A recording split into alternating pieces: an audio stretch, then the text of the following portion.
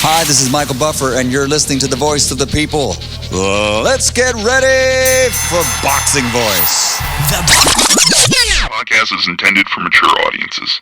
The views and opinions expressed are those of the panelists and do not reflect in any way those of the podcast partners, sponsors, or affiliates. Enjoy. Sky's the limit, baby. BoxingVoice.com. We don't fight for rings and stuff like that. I don't fear anyone. En este deporte no se viene a jugar y no le tengo miedo a nadie.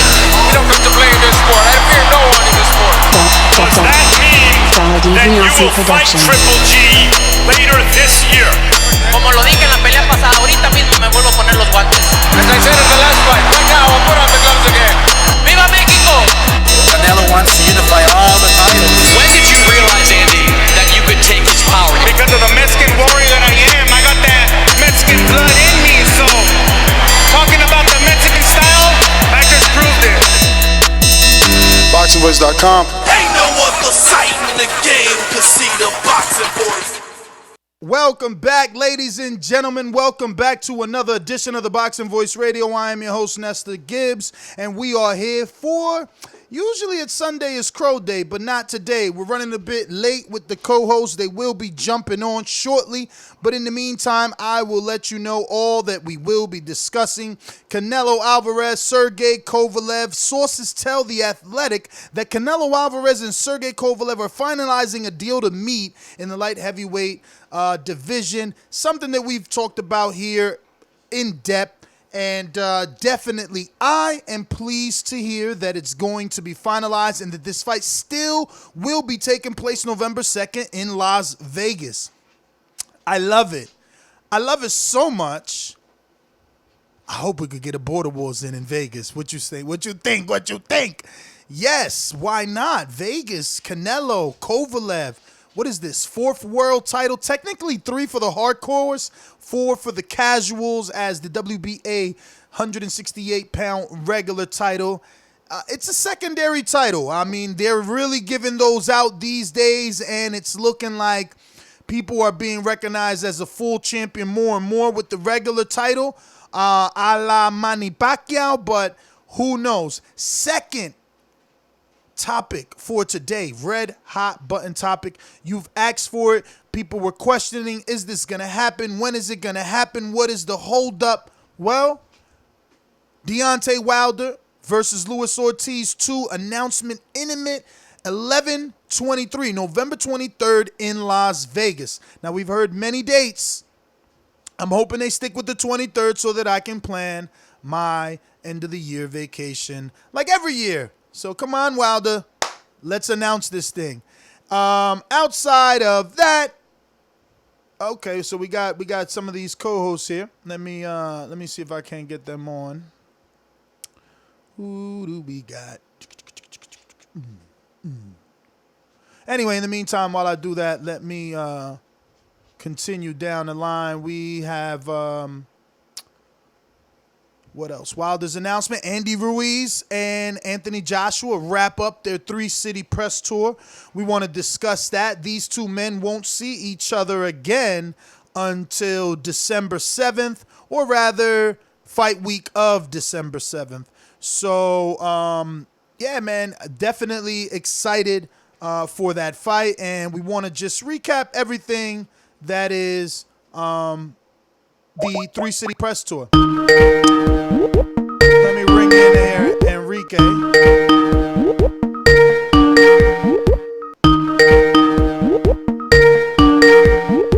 Well, all right. We'll wait for him to call us. And we got Mikey Garcia declared that he is holding out for a potential Manny Pacquiao fight earlier next year. So I'm just like, whoa, really? I was not expecting a Mikey Garcia to get a fight with Pacquiao or even be discussing a fight with Pacquiao. Mute yourself, guys. Mute yourselves. Get a fight with Pacquiao or even be discussing a fight with Pacquiao. Like, I'm just like in awe with that right there. Coming off a loss, I just don't get it. I'm going to have the same energy I had for the Hearns fight. If not, excuse me, I said Hearns fight. I meant Spence fight. If not more, because at least Spence was undefeated at that time. He was already running through a bunch of fighters. This is a little different. Now he's coming off a loss, arguably the worst beatdown of his career.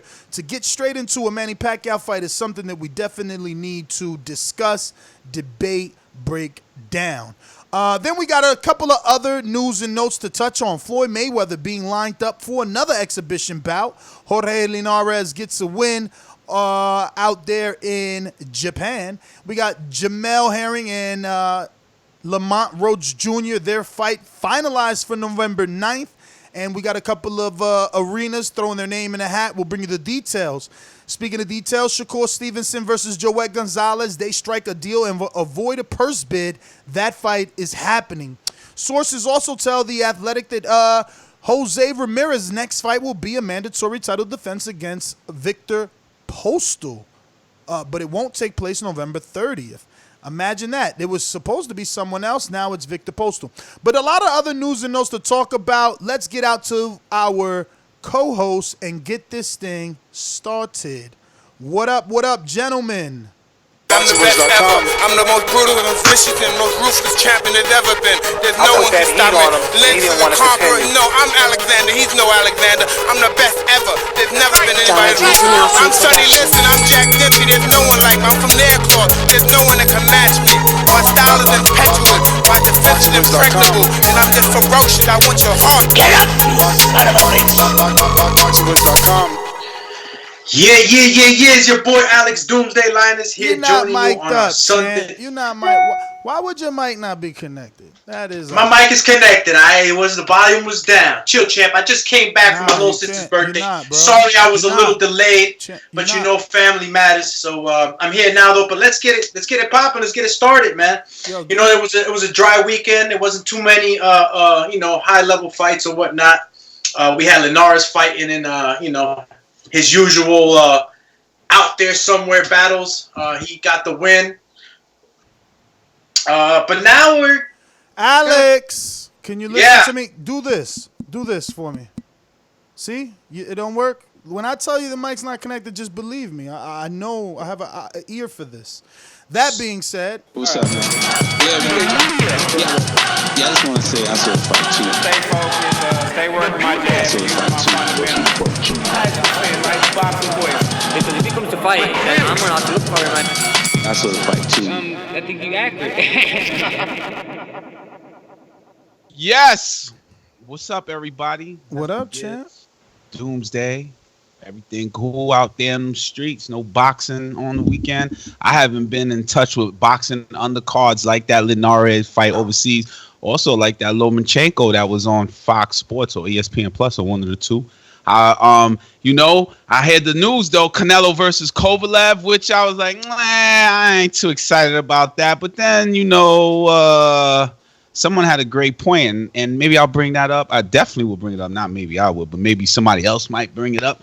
Mikey Garcia versus Manny Pacquiao talks about that. I'm holding off to fight Manny Pacquiao. I hope that fight doesn't happen. I'd rather see, and I know it's a tough fight, a Manny Pacquiao rematch with Keith Thurman, because I feel that Pacquiao will destroy Mikey Garcia.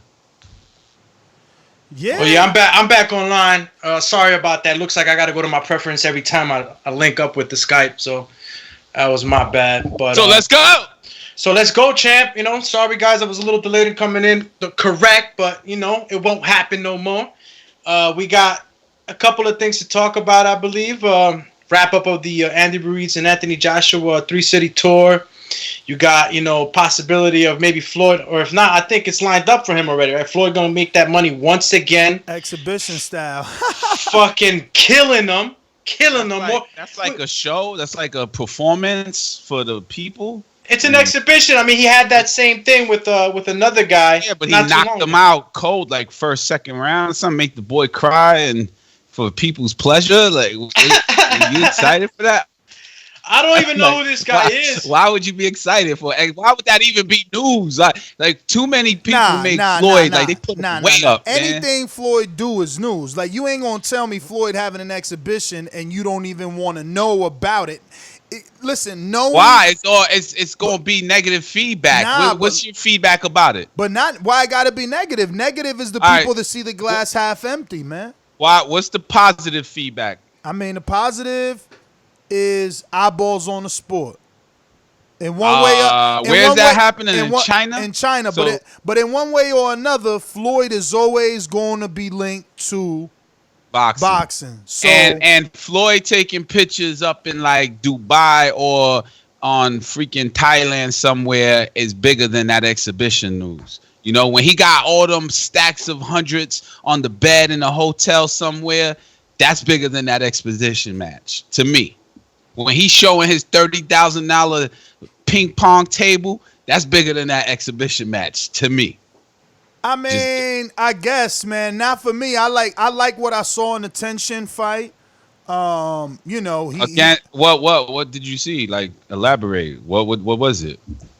I mean, I like Floyd's skills. He went in there and he bodied some dude that thought he was about to make a name. He thought he was gonna catch Floyd. He thought he was gonna bring Floyd out of his element, and thought he was gonna make a name. He was talking greasy, and Floyd went in there and showed him like, "Chill, champ, chill." Well, what about you? Did you think that he was gonna take Floyd out of his element and get a win off the bat? I never thought he could get a win, man. He was a kickboxer, first of all. Floyd is the truth. He's the truth. So I think that it's just it's for somebody else's pleasure that he's getting those big dollars for an exhibition match. And the dude that he's gonna fight, I'm pretty sure he gonna get his ass whipped early. And Floyd gonna laugh his way to the bank, and it's disrespect to the hardcore fans like Doomsday. Nah, for real. Listen, he's supposed to go in there and whip their ass, and we supposed to be bragging as boxing fans. Like, Floyd is our gladiator. And yeah, he's not actively in the boxing world, but he's about to represent boxing when he fights, you know, whoever he's fighting. And I don't want him to take a loss to some Chinese dude, right? I want him to keep winning and let that legacy keep growing. So because he represented the sport so well, because his name is synonymous with boxing, yeah, I mean, I just want to report it to boxing fans. That's all. Like, what you do with the information is up to you. That's like if he fights Michael Siegel from Apartment 3B up in Friedenhausen Avenue, and for $5 million, you get excited over that? Because my man just came home and he's skilled. He live in Apartment 3B. Y'all don't know him? Who that? What are you talking about? Exactly. That's Floyd's opponent in China. Who that? Who the fuck is talking about? But that's the whole point. It ain't about his opponent. It's about Floyd. So why he just don't go in the ring and shadow box? Why he gotta hurt somebody? Like, why he just don't keep showing us dollars? Be like Ted DiBiase when he walks down the aisle with like Gavante. They ain't giving millions of dollars of shadow box. They giving him millions of dollars to beat up on these dudes that he's beating up on. I won't blame him as a business move. I would definitely do that. I'm just from me on the outside, I don't see what's exciting about it. To like know that Floyd is fighting a dude in the exhibition match and the dude can have a possible chance. Like, I don't think there's any chance. So that alone makes it unattractive. I don't know, man. Like Ness said, anything with Floyd is gonna make news. It's gonna be something to watch. I bet you he's selling out. If there's tickets or anything in TV to be sold, he's going to sell them out, man. That's why that O was always so important for him to hold on. It wasn't just for his current bouts and his current record that he was going to have. I believe Floyd Mayweather was such a businessman. His team is so great behind him that they knew that O would transition into more O's behind high numbers in the future. And that's what he's doing now. I mean, even if it's an exhibition fight, everybody wants to see Floyd in trouble. Everybody wants to see Floyd, in a position where he has to fight. Of course, that O is still there, man. Well, that aura of invincibility. That's fine, but the person who still wants to see Floyd, and you had Leonard Ellaby laughing at like, Floyd retired, he good, he comfortable. You hear Floyd say, he retired, comfortable. Anything after that, it's like, why do I want to see him fight? You know, he's retired. He's comfortable. Now it's just a show, you know, and it's an exhibition show. It don't even count, but it only counts for his pocket. So I would do that move if I were him. But again, a fan, I don't care. If I had that sound bite that they use on Hot 97, fuck out of here, I'll drop that. Well, I don't know if we want to go ahead and follow in order, but if we want to go back to the top. Hell yeah. You know what I'm saying? Sources did tell The Athletic that Canelo Alvarez and Sergey Kovalev are finalizing the deal to meet in a lightweight title fight. It's going to be streamed on DAZN. And November 2nd in Las Vegas. It was said to be the T-Mobile, but it's not. But yo, I'm happy about this for many reasons. I know when it was first rumored, I was content. People were mad. I called Kovalev Canelo's cherry. Now that he fought Yard and people see more of a fading Kovalev, they calling this a cherry pick for Canelo. But at the end of the day, Canelo's moving up 2 full divisions. He's not asking for any catch weights, and he's fighting a dude that just knocked out a young, up-and-coming prospect/contender in Anthony Yard. This is no easy fight. This man's only lost to Andre Ward and Eldilere Alvarez, and he avenged his loss to Eldilere Alvarez. You know, he gave a rematch to Ward. So, you know, Kovalev has still got some in him, and we don't know how Canelo's going to react to being hit by somebody like Kovalev. Like, what we know that boxing teaches us is that punching power is the last thing to go. Yes. So if you believe that Kovalev is old, what you know as a hardcore boxing fan is that Kovalev knocks people out. On this level, he knocked Andre Ward down. You know, he knocked, I think, Eldilere Alvarez down. He knocked down fucking this guy with a jab. He knocked him out, allegedly, right? I don't believe it was a knockout. I believe it was exhaustion, but it went down as a knockout with a jab. So, this is a very intriguing fight for me. So intriguing that I hope that we could do a turnaround. Maybe put a Border Wars together. Who knows if Eddie Bola de Grasa wins and we could host the Border Wars in, you know, Vegas. Look, I like this fight. It has the potential of being a fight of the year if the real Kovalev is real. You know what I'm saying? Like the one we seen beat the names and knock down Andre Ward. But let's not forget, because Canelo's moving up, the slap in the face that it does to Triple G, who had opportunity to move up and turned it down. Let's also not forget that like 2 minutes ago, Canelo was a welterweight. So what does that mean? Like he's just all of a sudden able to come in at light heavyweight? And I don't understand. What's the deal with that? Well, no one is like, yo, he's a welterweight. Listen, man.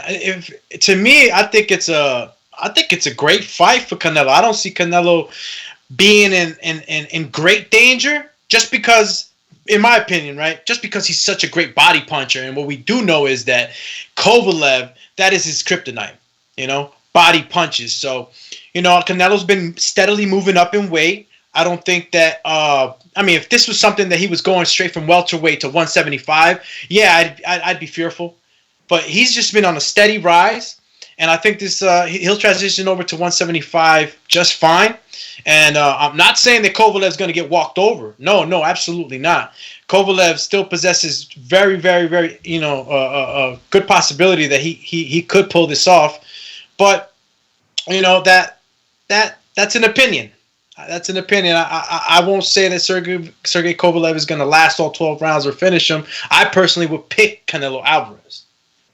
Listen, you would, right? I mean, it's a monster fight. Both of them. I don't blame both of them for taking a fight, especially Kovalev, who probably has the weight advantage, right? I don't know if the skills are there, but I do think it's probably a more dangerous fight for Canelo than it is Kovalev based off power. I don't think that Kovalev has the skills that it takes to beat. I think it's just like, we're going to bank on power. We're not going to be able to pivot. We're not going to be able to escape the moving or find the moving Canelo. Let's not forget Canelo has become full-rounded cultured boxer. Angles, punches, combinations, shoulder roll. He's like the Mexican Floyd Mayweather. He doesn't fight Mexican style. I think that the skills will be there. Well, some see it as a 50-50 If he knocks him out, he's juicing, though. I don't know. What? Man, you're gonna use that narrative? I think Canelo does stop Kovalev, but not for any of the weird reasons you're talking about. Simply because he's an excellent body puncher. Because he's short, he's gonna be able to get on the inside. I just said that he's more skillful. I don't know what weird reason you brought up. I just had to throw in, that wild fan. Yeah, but he might be juicing if he knock him out, because that's the devil advocate. But we know. But that's not true. That's like if we never seen Kovalev knocked out to the body, then we could say that. But we got knocked out to the body, and that's why you can't say that. That's why you can't insinuate anything about PEDs, because Canelo is a puncher and a good body puncher, and welterweight, and he started his career at welterweight. But then we he all was know. 154 last week. Hold on. We all know that he was considered a weight bully. We all know that when he would fight at 54, he would be weighing in 74 for fight night. Like, as a casual, you might not know that. So that's even better. That means the casual fans are thinking, Canelo's in danger. You know what I'm saying? Of course. But I'm also a scholar. I graduated from the boxingvoice.com university. And I know about the weight bullying. I also know that Canelo is just going to look too damn good. And Kovalev is the lamb. What they call it is a sacrificial lamb on this one. With the name. And I don't blame him for taking this fight, Kovalev. And I don't blame Canelo for taking this fight. I think Kovalev sees that as a great opportunity monetarily. You know what I mean? Everybody wants the Canelo ticket. Everybody wants that lottery ticket. You know what I mean? I don't see anybody turning down a fight with Canelo. It's like the Pacquiao ticket right now. They named Pacquiao in between the Errol Spence and Sean Porter fight. It's me, Pacquiao, and Sean Porter. I disagree, but okay. Pacquiao's name is there. Canelo's name is there, but at what weight class now? Does Ward come out now, retirement, and face him after this fight? Like, what? Not looking past Kovalev, but hypothetically, what happens after he defeats it? This fight.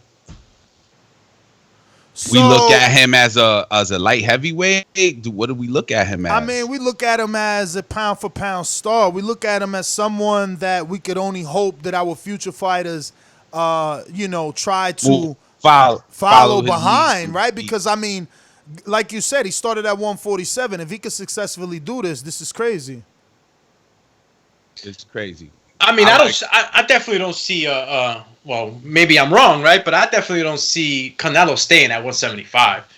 I mean, I think he's just chasing greatness. You've seen a lot of these fighters trying to do that right now. Mikey Garcia tried to do it. Unfortunately, it didn't turn out the way he wanted it to. But this is kind of like the era right now we're living in, where we're actually getting to see guys move up in weight. A lot of fighters are moving up and trying to conquer these divisions that they wouldn't normally be fighting in. But for sure, Canelo staying at 175, come on now. That's a dangerous situation for him to be in. I think he's going to go ahead. He took this fight, and he saw something. Definitely saw something that he could capitalize on. Because when you are moving up to fight these heavier guys, I mean, like you said, Nez, power is the last thing to go. You could call him old man Kovalev all you want. But the power is still there, and that threat is dangerous. I mean, and that proves my point that that's the only thing that they're banking on, power. And with Canelo, that's not going to work.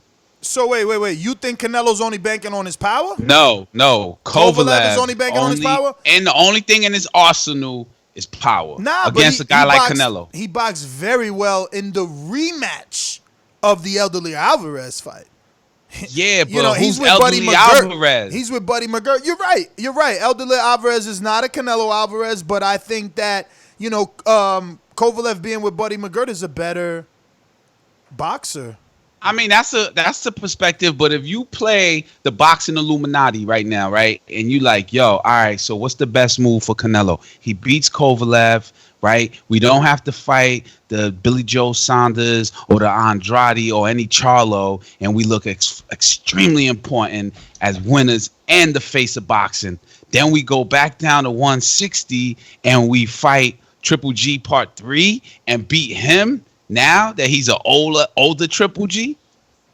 But that's the thing. I think that's the strategy right now in boxing on the zone. I think if you're Canelo, you beat up Kovalev. If you're successful at that, Doomy, you can I don't think this is a big fight, so there's no need to do it. But he's the smallest other light heavyweight champion. That's Dimitri Bivol. You could stay up there. You could stay up there and totally shit on Triple G, whose career is based off your next move every day. He's not doing his own thing. He's waiting to get a Canelo fight. Or you could move up, get a one and done at 175, and then turn back around and look at other divisions, or tell Triple G, who's older now, you got to do it up here. Come fight me at 175 because you're younger. You can move with that extra weight better than an older Triple G at 38, 39. Is he really going to, even 37, is he really going to be able to move? Huh? It's strategic. Yeah, no, you got to be strategic. That's what you could call cherry picking, being strategic, just like Floyd always was. You got to be just like this move is strategic. He's not jumping up to 175 to take on Artur Beterbiev or Gvozdyk or Dimitri Bivol. He's going for Kovalev. Yes, though, let me say, Kovalev is the more recognizable champion. He's the man. He's 3-time a light heavyweight champ. That's not easy to do. You know what it is? A lot of people are. I see some people, especially right now in the chat, saying that the Canelo's cherry picking. How the hell is Kovalev a cherry pick? But bro, because they know how good Canelo is, but he's not a cherry pick because you can't tell me another 160-pound dude that moves up and you're gonna say it's a cherry. Like if I say Gennadi's fighting Kovalev, is that a cherry for Gennady? No. Not in my opinion. No. What about for Charlo? Is it a cherry for Charlo? Is it a cherry for Charlo? Not in my opinion, because he struggled with Kovalev. How we know he could beat up Kovalev, right? So I mean, this, come on, bro, 160. I think Triple G needs. Could Derevchenko move up and beat Kovalev? What did Ryota, Marotta, Toyota, Corolla? Like, which one of these guys is Sergey Kovalev a cherry for? No, they don't want to admit that they're big ass fucking fanboys of Canelo, and they put him on this pedestal. You see what I'm saying? Because tell me another 160-pounder that's a cherry to fight Kovalev. Yeah, they definitely got Canelo right now soaring high right now. I mean, but Canelo's been on a rise, man. He's every challenge he's taken on so far, he's conquered, and I think that's what's giving him that aura of invincibility. Well, make no mistake, man. 175-pound guy, different story. The truth is, Canelo has some suspect fights that people get upset about. But Sam D in the chat says Charlo would KO Kovalev. Stop it. With the stop sign emoji. Do you agree, Casual, as our resident casual fan? Charlo was KO Kovalev? I don't know. I wouldn't say yes 100% to that.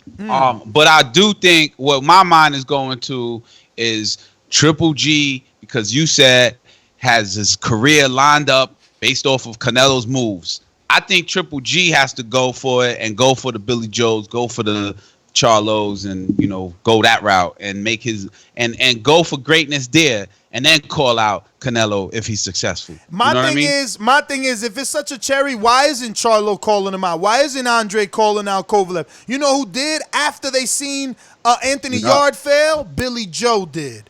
But we're still in here 160-pounder. Billy Joe is at least 68. You know what I mean? Like, where is Kovalev saying he could do it? But how is Here's my theory on it. I think that Billy Joe knows he's trying to get a name off of himself, or for himself, and he could get that name off of Kovalev. You don't hear Charlo and none of them because they want, as we mentioned early, the Canelo ticket. It's all about the biggest pay. and the biggest attraction for a lot of fighters. If you would have asked them, yo, what's the point? You know, you got all the money in the world. They probably would be like, yo, the legacy. And the legacy is the most attractive fight. And if you win that fight, then you become legendary. You know what I'm saying? So I think that's why Canelo hasn't been called out. Kovalev hasn't been called out by Charlos. That's true. That's true, Sam D. It is the year of the upset. Can you guys imagine, before we shift to the next topic, could you imagine if Kovalev did beat Canelo? This year has been the year of the upsets. I mean, there'll be a rematch. There will be a rematch. DAZN, it will have the contract already in place, and that fight will probably happen in Mexico. I mean, it would be amazing for DAZN and subscriptions, that's for sure. Yeah. Shit. It'll be a what? What would it be in subscriptions? Amazing for DAZN and subscriptions, because everybody would want to go see it. Just like the AJ, it got 13 million just on YouTube. Like it drove subscriptions. Right. When Canelo fought Jacobs, it drove subscriptions. That's why they want Canelo to make big fights. They need subscriptions. Remember, they boasted 600,000 live viewers, or 600,000 U.S. viewers, should I say, for the Canelo Jacobs fight. So like, that's not a lot. We used to boxing doing easy a mil. So they want to get. They want to get. I mean, it's not a lot. It's not a lot for you and I in terms of views. But if you're a business, you're talking about 600,000 at $20. You know what I'm saying? And that's only U.S. But they still want that number to turn into millions, not hundred thousands. You get it? How much did Thurman and Pacquiao generate? They did 600. And what was the Daniel Jacobs Canelo? Well, they didn't do pay-per-views. They did views on DAZN, remember? So but what was the views on DAZN? It's just like it reached over 1 million across all their platforms. So they got DAZN everywhere though, except like UK. Right. So, but they said that the bulk of those numbers were 600,000 from the US. Right. So U.S. would be 600,000 pay-per-view. But again, you got to keep in mind, 600,000 U.S. DAZN users is a lot when you consider that DAZN just started in September 22nd of 2018 here in the U.S. with the AJ Povetkin fight. Right, but what about in comparison that 600,000 to a pay-per-view number? What makes it better? I mean, well, for a fight fan, the 600,000 is better because you was at 10 and 20. On pay-per-view? I mean, on pay-per-view or DAZN? Like, which one's better or different in what way? DAZN is better because a pay-per-view, you would have paid 100, anywhere from $79.99. I'd say $70-$80, you know, for Daniel Jacobs versus Canelo, where you only had to pay 10 or 20. Yeah, but you talking from a fan. I'm talking from the business part. Like, are they saying, yo, we better off streaming or we better off going on pay-per-view because we get this big lump over streaming? Canelo is telling you it's better off streaming because he's on a streaming deal for the next, you know, he had a 10-fight deal. Golden Boy is there too. So 600,000 Thurman Pacquiao is not successful? Yes, that's successful in my opinion. It's a different kind of venture though, right? Absolutely different. All right. So we can't say DAZN is better. You know, we could say because I was super entertained, and there are many weeks that I don't watch a fight and I still pay the DAZN, or many months that I don't watch the fight and I still wind up coming out of pocket whatever $60, $70, $80 for DAZN. I might not watch fights for 4 months. You ain't paying $60, $70. Why are you paying that much, champ? Isn't it $20? Isn't it $20? Yeah, $20. Nah, but when you signed up, because when you signed up, you should have been locked in at 10. I'm locked in at 10, but the new fan. So I came out of pocket $60 and only saw one fight. Damn, you only saw one fight? Yeah. That's crazy. Maybe I saw two. Yo, I take advantage of DAZN. I've been trying to do a fucking film study Tuesday with the Mayweather Floyd Mayweather. It's on DAZN. You can't find it nowhere, but it's on DAZN. Oh, we doing that one. We doing that one Tuesday. They bought the rights, but you film studying that to like Patreon. No, but to put who against Floyd or we was just trying to at that time Mike ain't never seen it, and it's like, yo, that's a fight worth seeing. Never seen that fight? That's a good ass fight. Yeah. One or two though? Which one? One. Yeah, one was the better one. I mean, listen, and you know, we're hardcore boxing fans, and for the people that have DAZN, I mean, there's just so many other sports. So if you're like a multi-sport guy, you know what I mean, you're always gonna have something to watch on that platform. Yeah, but you promoting DAZN right now. We talking boxing. I'm just telling you how the app works. Because you said $70. I'm like, whoa. No, because I was basing it. I was thinking maybe I paid $20. Like ESPN Plus, I'd be like getting charged for that shit, and I was like, damn, I ain't even watch that shit. Khan versus Kovalev next up. I love it. What they say? He said Khan versus Kovalev, man. They funny. Listen, man, let's get to that next topic. What do we got on the docket? Wilder-Ortiz announcement. Huh? Announcement intimate is what they're saying. An intimate is still not official. Yeah, that one's been dragging, man. It's been a couple months, man. That dragging ain't even the word. Listen, dragging ain't even the word. And yo, I hope I don't lose my relationship by saying this, but on the real, I feel like this is a direct response to Eddie Hearn saying, "Oh, every time AJ doing something, Wilder's trying to clout chase." Wasn't he supposed to fight Ortiz? Like, he announced it in May, fight week of AJ, and we believe he announced it to block the AJ, fight, because we still don't got no date, venue. So then he said that, right? So then he comes out and he says something else like, yo, I want to unify, so I'm going to have Fury step aside. So then Eddie turns around and says, well, look, here he is again. Now AJ about to fight, making his announcement on a press tour, and Wilder want to say something. It's like, where's this Ortiz fight he keep talking about? So now all of a sudden, announcement intimate pops up on boxing scene. But, yo, intimate still don't mean shit, right? Because it don't mean official. I want it to be official like Scott Tissue. Imminent means it's in your face. You know what I mean? No, give me official like Scott Tissue. Let me know that it's real so that I could book my vacation around this shit. You know what I'm saying? Because that's what I'm waiting on. That's what I'm waiting on. It's like, yo, how do I go somewhere if I got to be there for fight week? And where will they be showing this Wilder-Ortiz fight? Showtime? I know showed their Wilder's last few fights. That's the holdup, though. That's the holdup. Now, here's where I'm scratching my head, right? And you need Mike for this because I don't remember, but like, didn't Showtime allegedly sign Wilder to a 3-fight deal, and the first fight was Brazil? So So in theory, he's supposed to fight on Showtime, but for whatever reason, the rumors are that Showtime and Fox are disputing over who's gonna air this pay-per-view. So maybe he never really signed the deal, and it was more like verbal. And now they presented this Fox opportunity, and maybe he wants it. I don't know, but I think that's the drag. The drag has been the alleged rumor that Fox and Showtime want this and they're fighting over it. For me, it's easy.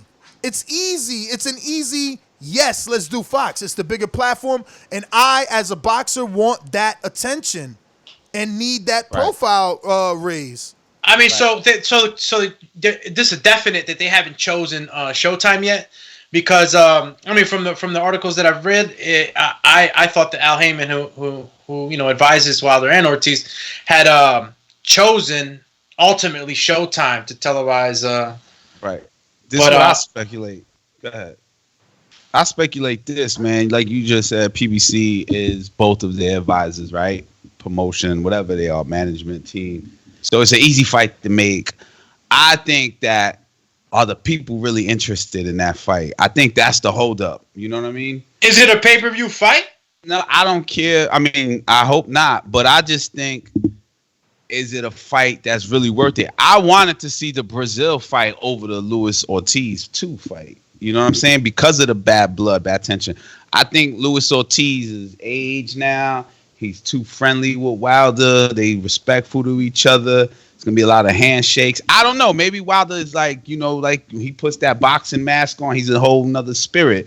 And, he brings that fear factor. But I just don't know that Luis Ortiz has it. I think Luis Ortiz should be fighting somebody else, man.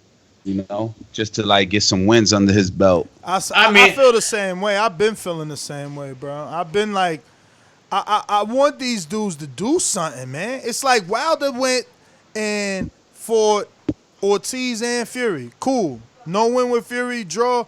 But both great fights though. Yeah, but let Ortiz go through a great fight. Let Ortiz fight Oscar Rivas, Dillian White, Joseph Parker, Derek Chisora. Let him go out there and not like, yo, Christian Hammer, that was like shit in the bed on the maximum max, man. I was not happy with that, man.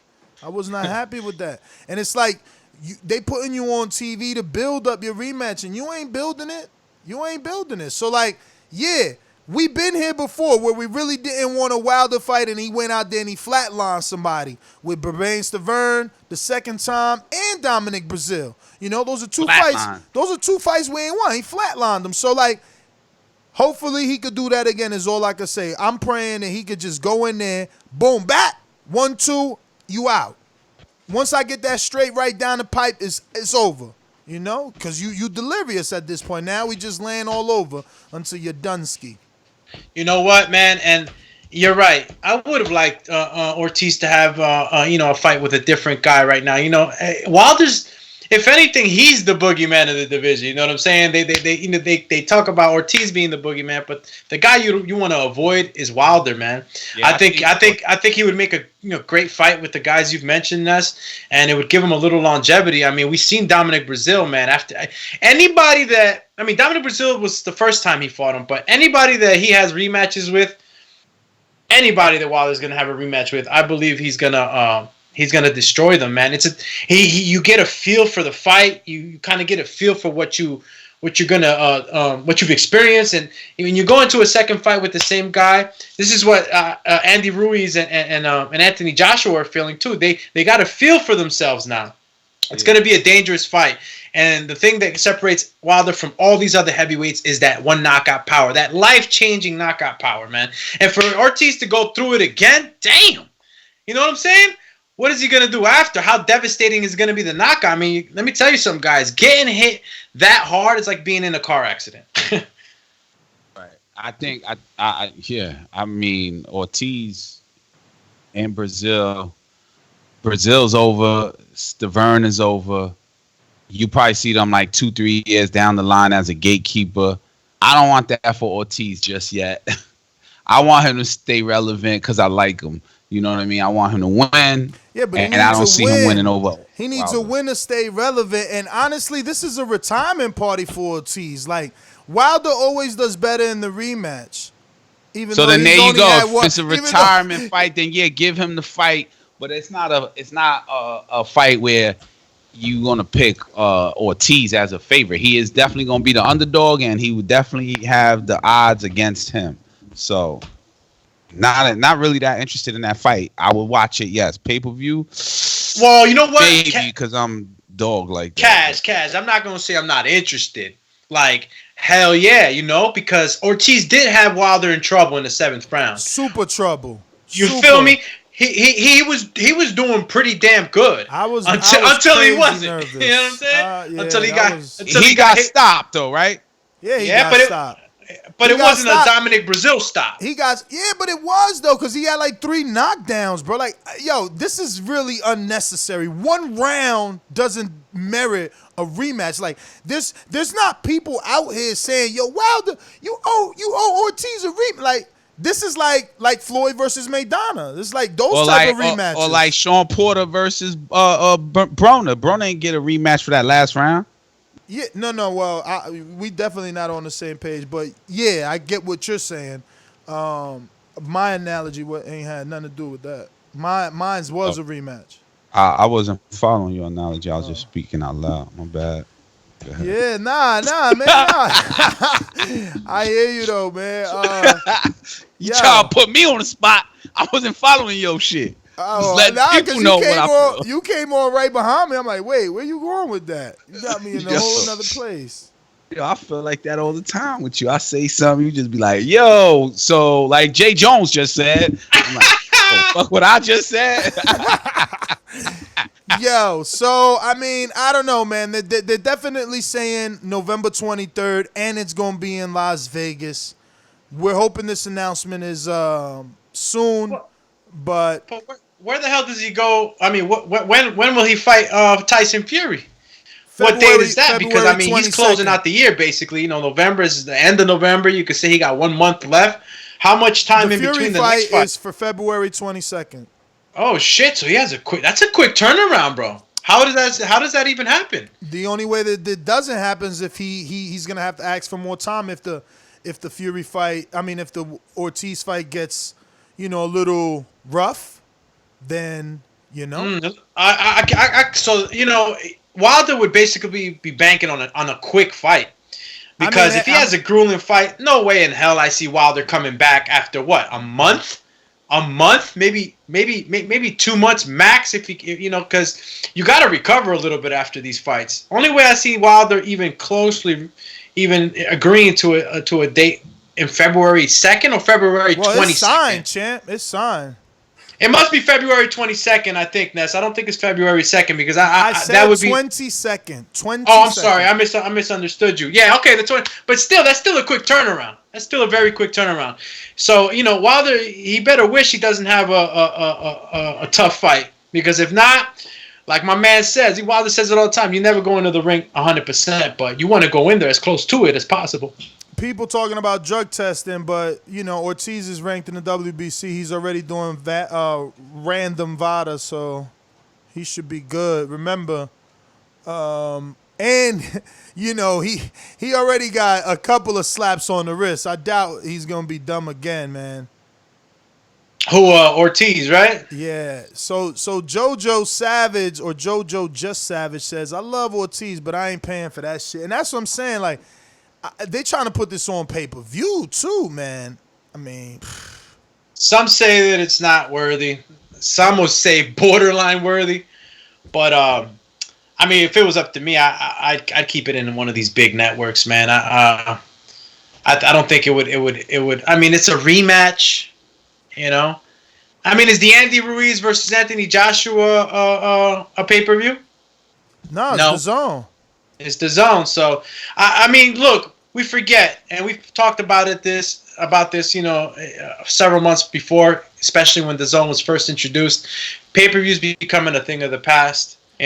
Streaming is hot, and I think that a lot of these promotional companies are just gearing towards that and leaning towards that as to a pay-per-view. A pay-per-view, it would have to be really huge, like a Mayweather Pac-Man type of thing. You know what I mean? I think that's just the way the monster is now. The machine is geared towards streaming. The pay-per-view, the next monster pay-per-view would be AJ versus Wilder. Yeah, but that, I guess if they don't lock AJ into a contract, right? All we know, he might still be fight by fight. Even after the Ruiz fight, he was allegedly fight by fight. Right. Well, there you go. That's how I feel. That's my final thought on that Luis Ortiz. Yeah. Wilder. Hopefully it happens, man. I just want it to happen because I know once it happens, everything is gonna change. Like, that energy is gonna change because you have to, like, it's not something we want.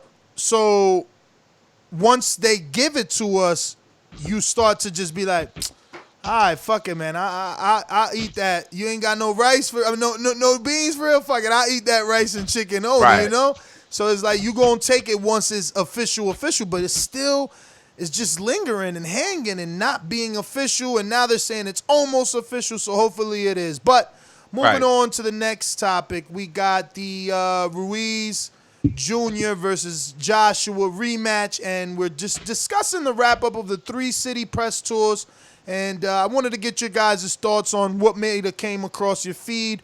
What did you see? What stuck out? What city stuck out? or state, rather, country, whatever, London, Saudi, or New York? Which one you felt made the most noise? I saw one of them. I don't know what state or country it was in, but the phrase, since I don't remember who said it, maybe it was Shakur Steven, and I always use the phrase energy.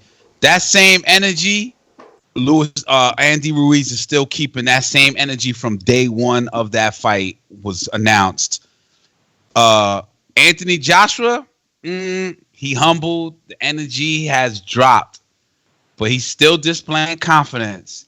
And Andy Ruiz is conducting himself as a champion, saying, yo, I'm leaving it in God's hand. I'm not looking past him. So, you know what stuck out for me? That big ass sombrero he wore in all 3 press conferences, man. It's kind of cool the way he got that. It was actually a fan that was trying to give it to him for him to sign it. And the fan ended up giving it to him, and he's wore it on all 3 cities that he went to. He didn't fit through the pizzeria door though with that sombrero on. He take it off.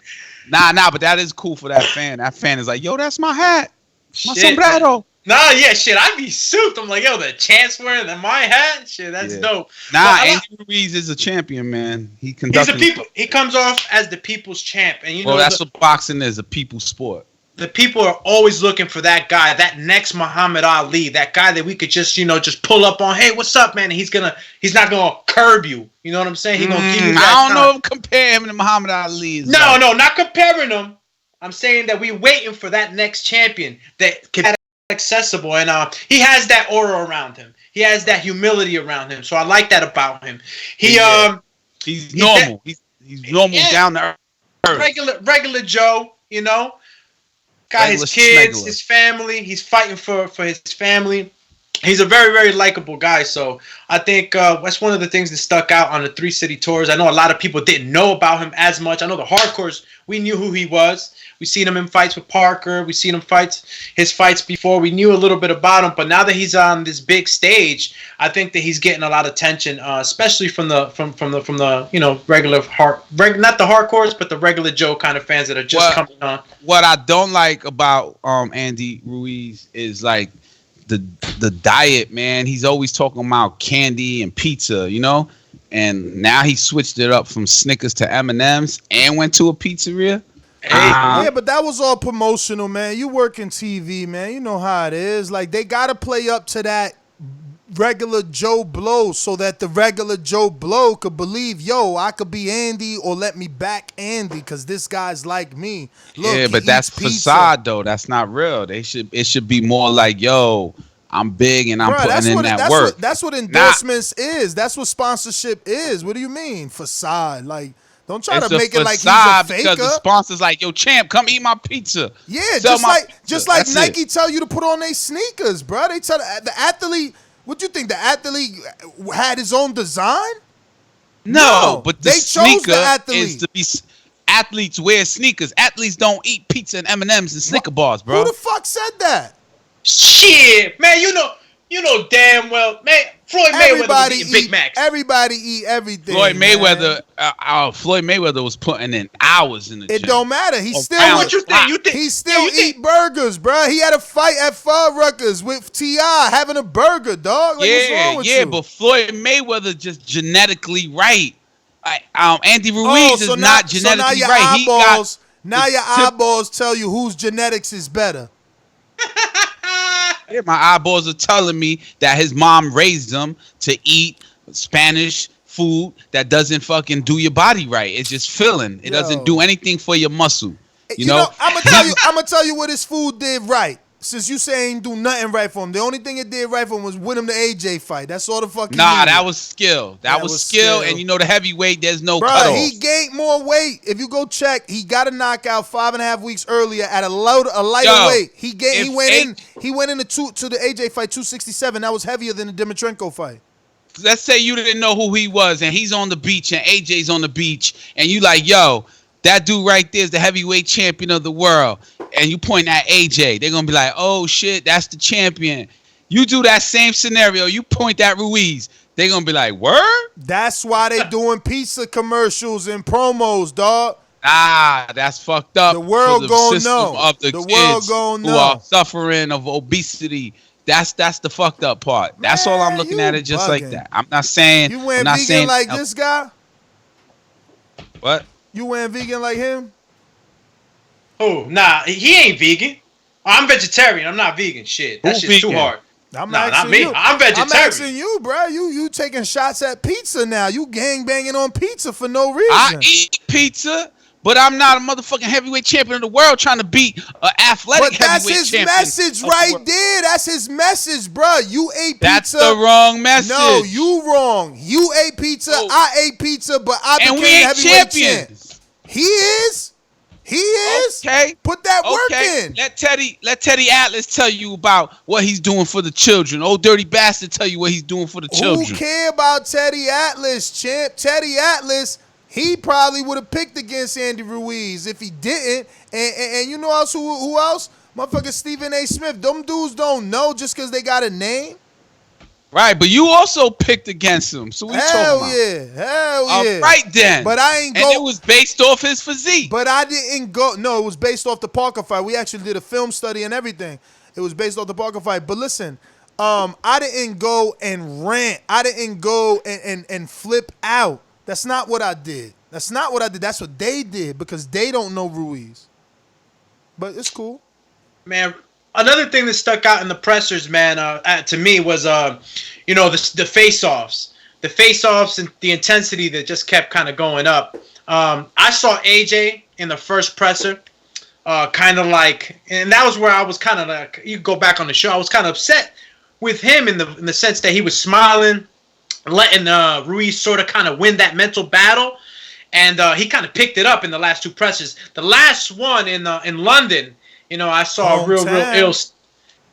What happened? His hometown, as you know. Yeah, that's what I was ready to say too. Like, I think he felt more comfortable there. Maybe that's one of my, that might be one of my opinions on that. But like, I seen the stare downs getting more intense on AJ's side. Ruiz had the same, killer grin, killer clown grin and shit. Yeah, from day one.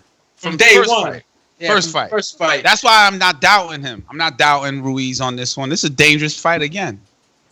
And also, the speak of, the Saudi Arabia and the home country receiving all international viewers, anybody that's coming into the country, guaranteeing them a warm welcome. Women are allowed. That reinforcement of the venue and the site to be, for everyone.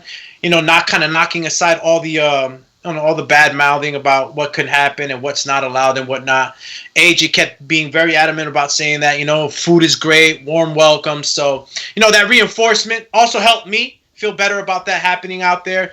And I'm really, really excited about this clash in the dunes, bro. I think it's going to turn out fine. And I think these promotional companies are looking to just have many fights out there. This is one of many great fights that are going to be held out there in Saudi Arabia. And they definitely got the space and the money for it.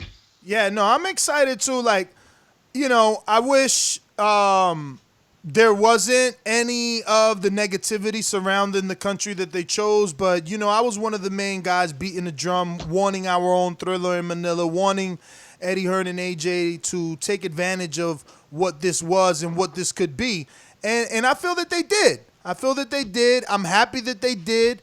I think this is going to be a huge event. The first one, because of the freaking, upset, ends up being this monumental event where Andy Ruiz changed his life and makes history, becomes the first Mexican heavyweight champion that eats pizza and Snicker bars and M&Ms and has guys like Casual mad at that instead of embracing it. I'm not mad at that. I'm not mad at him for taking the money of the endorsement, right? For endorsing it.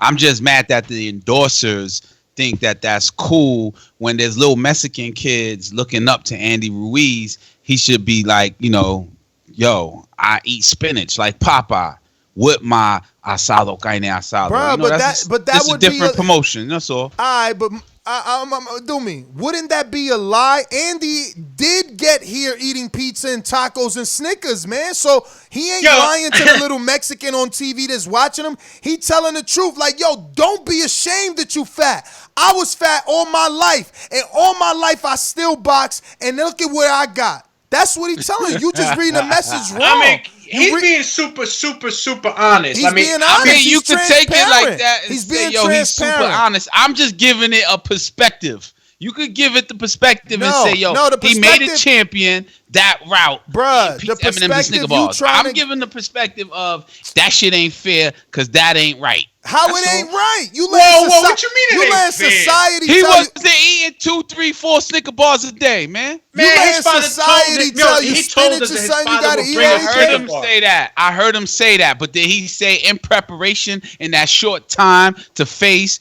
AJ that he was like, yo, I'm gonna have a Snicker bars before sparring. Yo, I just worked out for 2, 3 hours and sparred 5 fights. He said that like D's on my power. The Snicker bar, he said it. He said it. Yo, I eat a Snicker sometimes before the gym. A little extra sugar. Bro, listen, you gotta understand. Listen. Boxing is skill, but skill comes from what? practice, repetition, right? Like, bruh, people and disease smoke. come from fucking manufactured factory caramel and peanuts and chocolate that ain't even real. So but that's what I'm saying. You sit here acting like the man's whole diet consists of Snicker bars. No, I'm He telling got a you, chef, he man. make it. That's the perspective that you guys are giving. That's why I threw that point out there. Is he saying I'm eating 2 Snicker bars before I spar, and after I finish spar, I'm gonna have my protein shake, and I'm gonna throw a mixer in the blender, a Snicker bar with that shit. But why he gotta give you everything? Just because he telling you I eat a Snicker bar, he gotta say, but I also take protein and do this and take 3 shits a day. Get the fuck out of here, bruh. No, I'm not saying that. Snicker bar is junk. You know who has the nerve to fat shame? Tyson Fury. I can't believe Tyson Fury's been talking a little bullshit here and there about this guy beat him with one hand. Brother, let me tell you something, and I don't mean to cut you off not to rant. I want you to continue to rant. But just remember that this dude is clout chasing. His fights are irrelevant, so he has to talk about the Andes and everyone else. He's talking about AJ and how AJ can't win. Everyone is in relevant fights except him. Even if Wilder takes the Ruiz-Ortiz, that's more of a desirable fight than Ottawa Wallin or Tom Schwartz. Like, this dude fights no one, man, and sits around clout chasing. But I think he's being found out now too, man. I think a lot of people are starting to realize that, like, bro, that ain't cool. Like, he's staying on the circuits. Like, he just did hot boxing with Mike Tyson. He was also on another show, so he's out there promoting his brand. You know, Top Rank got that ill-ass promotional machine. Yeah, that's called the machine, a Top Rank machine, bro. That's what they do. Yeah. They feed you a diet and put you on air. All right, so his 2 fights, Tom Schwartz and his other opponent, nobody knows, is not relevant enough as the other heavyweights. But he is still a name that has to be out there. So just like Wilder trying to announce a fight, or not trying, but announcing a possible Ortiz fight announcement to stay in the fight fans' face as AJ Ortiz is Ruiz is happening. Fury doing the same shit. So you trying to say everybody clout chasing? Everybody clout chasing. Everybody using everybody's moment. Everybody that Billy Joe Saunders does it. Yeah. Canelo ignores it. Good. Because he is the ticket. Yo, talking about Canelo, shout out to Canelo, bruh. Just hold up, man. Sky's the limit, baby. BoxingVoice.com. We don't fight for rings and stuff like that. I don't fear anyone. En este deporte no se viene a jugar y no le tengo miedo a nadie. We don't come to play in this sport. Yo, en este deporte no se viene a jugar y yo no juego con nadie. Yo, he gonna get him. Yo, he gonna fucking No. Hold on. It's like this. Let's start all over. Shout out to Canelo, man. Canelo is not a clout chaser. He is the ticket. What? Your sound bites ain't working, champ. We hear nothing. That was whack. That was I got my own. That didn't work. I tried to do it on one take off the bat. So what I wanted to say that's is equal to a Snicker bar right there. That's what Snicker bars do to you. So what I wanted to say is shout out to Canelo, bro. Andy Ruiz said that Canelo's either walking him out or coming to visit him when he's training in Mexico. I don't know, one of the two, yo. But Canelo reached out to him, and and then that's big, man. And support your countrymen for sure. Exactly. For sure. And that's what boxing is. It's a countryman sport.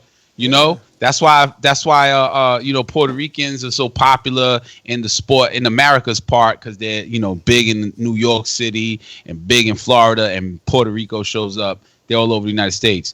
Dominican boxers, they don't get that support. Nah, Dominican don't get that support. We don't support Dominicans. But look, I'm going to support Carlos Adames. He looking like the real deal. But look, I hate to steal the floor from me. I just want to say really quick, since we talking Ruiz, Joshua, the Three City Press Tour, let's just make some quick final predictions on that and move to the next topic, because that's a big one that people been waiting for.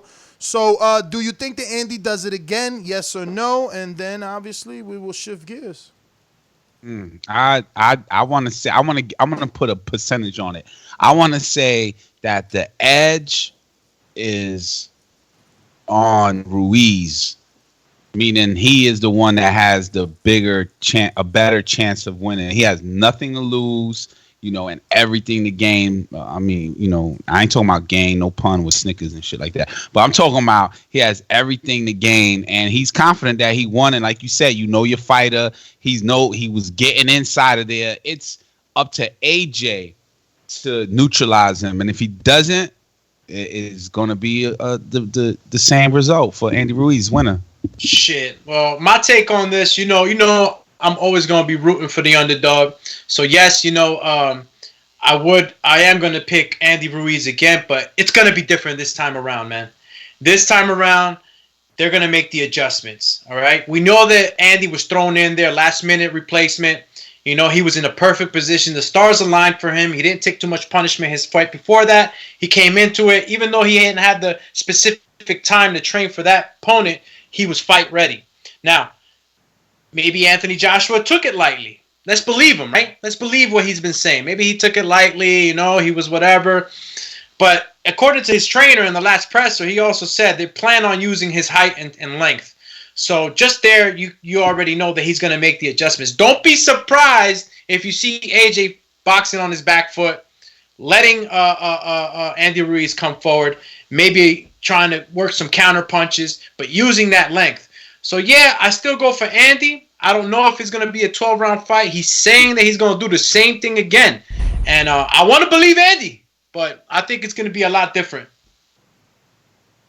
But I mean, what do you mean? Yeah, results. I usually go last, but I'm gonna jump in, man, because I was at the New York City press tour for this fight, and I covered it, and I spoke to everybody personally, on and off camera. You became friends with AJ, huh?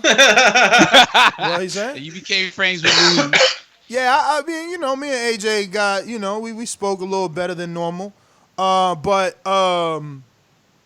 yeah, I just think that. I mean, I guess my pick is always going to sound biased. I never really thought highly of AJ, even though I always thought highly of AJ, right? Like, I always thought he would beat everyone other than Wilder and Fury. You know what I mean? I never thought he would lose to Ruiz. But watching what we watched, right? Watching what we watched, Manny Robles doesn't need anything, Cash. He don't need nothing else. Now he got tape of Ruiz versus Joshua. Now he got 10, 12 weeks to prepare. They can really get Andy into fighting shape. Not that Snicker bar shape you talk. I'm talking about fighting shape. Know what to do, Same way AJ's working on game plan. But the issue is always going to be Andy's that he's Mexican at heart. He's throwing multiple punches. Even when you hit him, he's still trying to hit you. So and he's timing. Timing. That's what got him that win. It's a different energy, bro. You know how that is, brother.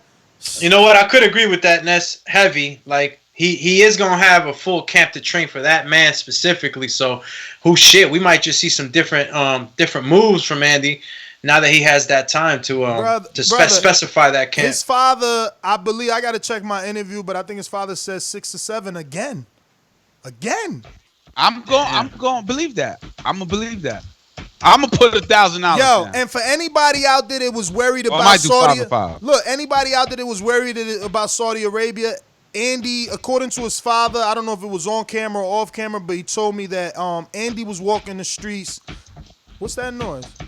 Do me. Your typing is coming through all the way. Damn. Talk about what you got. 12-pound fingers? I'm sorry, bro. My hands are heavy, man. My bad. Tap dancing. Yeah, with his hands. So Andy's father was telling me that oh my God, just do me in his typing made me. That he was walking the streets. Walking the streets of Saudi Arabia, turned to his father and said, "Damn, this feels like Mexico. I could fight in this weather." Remember, they going to Mexico for the first leg. They're doing 3 different legs. 1 month in Mexico, 1 month in L.A., and then they flying 2 weeks early to Saudi. And they going to spar in Saudi just to get used to the heat. Huh?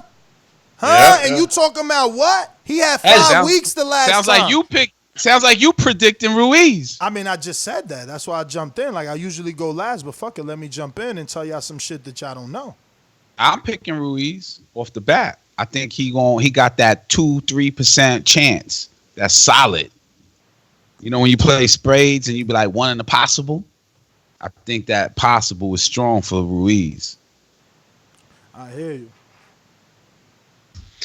Well, yeah, that's my take on that, man. I'm gonna go ahead Andy Ruiz, but this might be a 12-round fight, man. All right, so let me get to the next one is a Mikey Garcia and Manny Pacquiao. The facts are Mikey Garcia has declared that he is holding out for a potential Manny Pacquiao fight early next year, hence why he hasn't accepted any of the offers he's currently has on the table for his return. Now, remember, he's been having a lot of approach from DAZN to come through, but yeah, you know, he didn't take that, and now we know why. It looks like Heyman and PBC are dangling that, hey, you want a Manny Pacquiao fight? My thing is, how you offering this dude a Manny Pacquiao fight when he ain't even got no win? Let's get him a win. Let's get him a tune-up. You know what I'm saying? Let's get him a Josecito. No, he can't because that's a stable mate. Who could he fight? He needs a win, bro. Like, we can't just get him a Pacquiao fight off of a pay-per-view loss. Like, let's not do this to the boxing fans. Don't abuse your consumers. Like, don't do that to us. Don't do that to us. Like, first of all, he wasn't pay-per-view worthy the first time. I said it. Now, people made him pay-per-view worthy because he sold tickets and pay-per-views. But the fight, like, you gotta be able to win the fight at least, man. Like, I mean, we gave Mikey the credit, you know, for stepping up, and we even spoke about this before he took the challenge of Errol Spence Jr. We said it, you know, if he loses, he's still a winner because he dared to be great or whatnot. But I think that it was such a like closeout. You know, Earl dominated so much that I don't think that I want him. I wouldn't want to see him going in straight to a Manny Pacquiao, which is not guaranteed just for him. There was talks that maybe Danny Garcia was another option for Manny Camp. He's ranked number 6 on the WBA. So Manny Pacquiao's the WBA champion, super now. So like, he's gonna jump over Keith, who did damn well in the fight. Danny, who has been rumored to get the fight for years. Urgas, who people argue beat Sean Porter.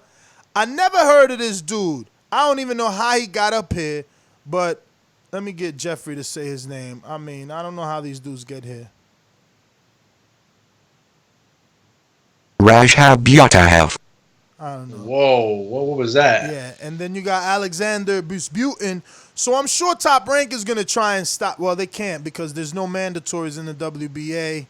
So I guess they can't even get involved. I know, because I believe Alexander Busbutin is a top-ranked fighter. Maybe they would have tried to stop it, but I don't know, man. Listen, I don't know. Mikey needs a win. Why not take that Conor Ben fight, right? That's an easy win.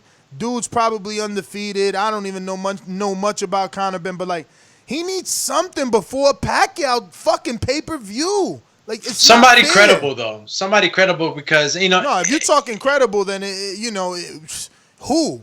The best thing would have been the Garcias go at it for a shot at Pacquiao. That sounds good to me now. It that sounds very good to me. It should have been that. They flirted that fight with us for so long, and they're ignoring that now. And I don't think, look. I know why. I know why. What? It's me speculating.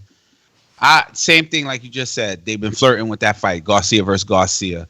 And now Manny Pacquiao's that ticket, since that's topic of Canelo. That ticket, that boxing face, that ticket in the welterweight division is Manny Pacquiao.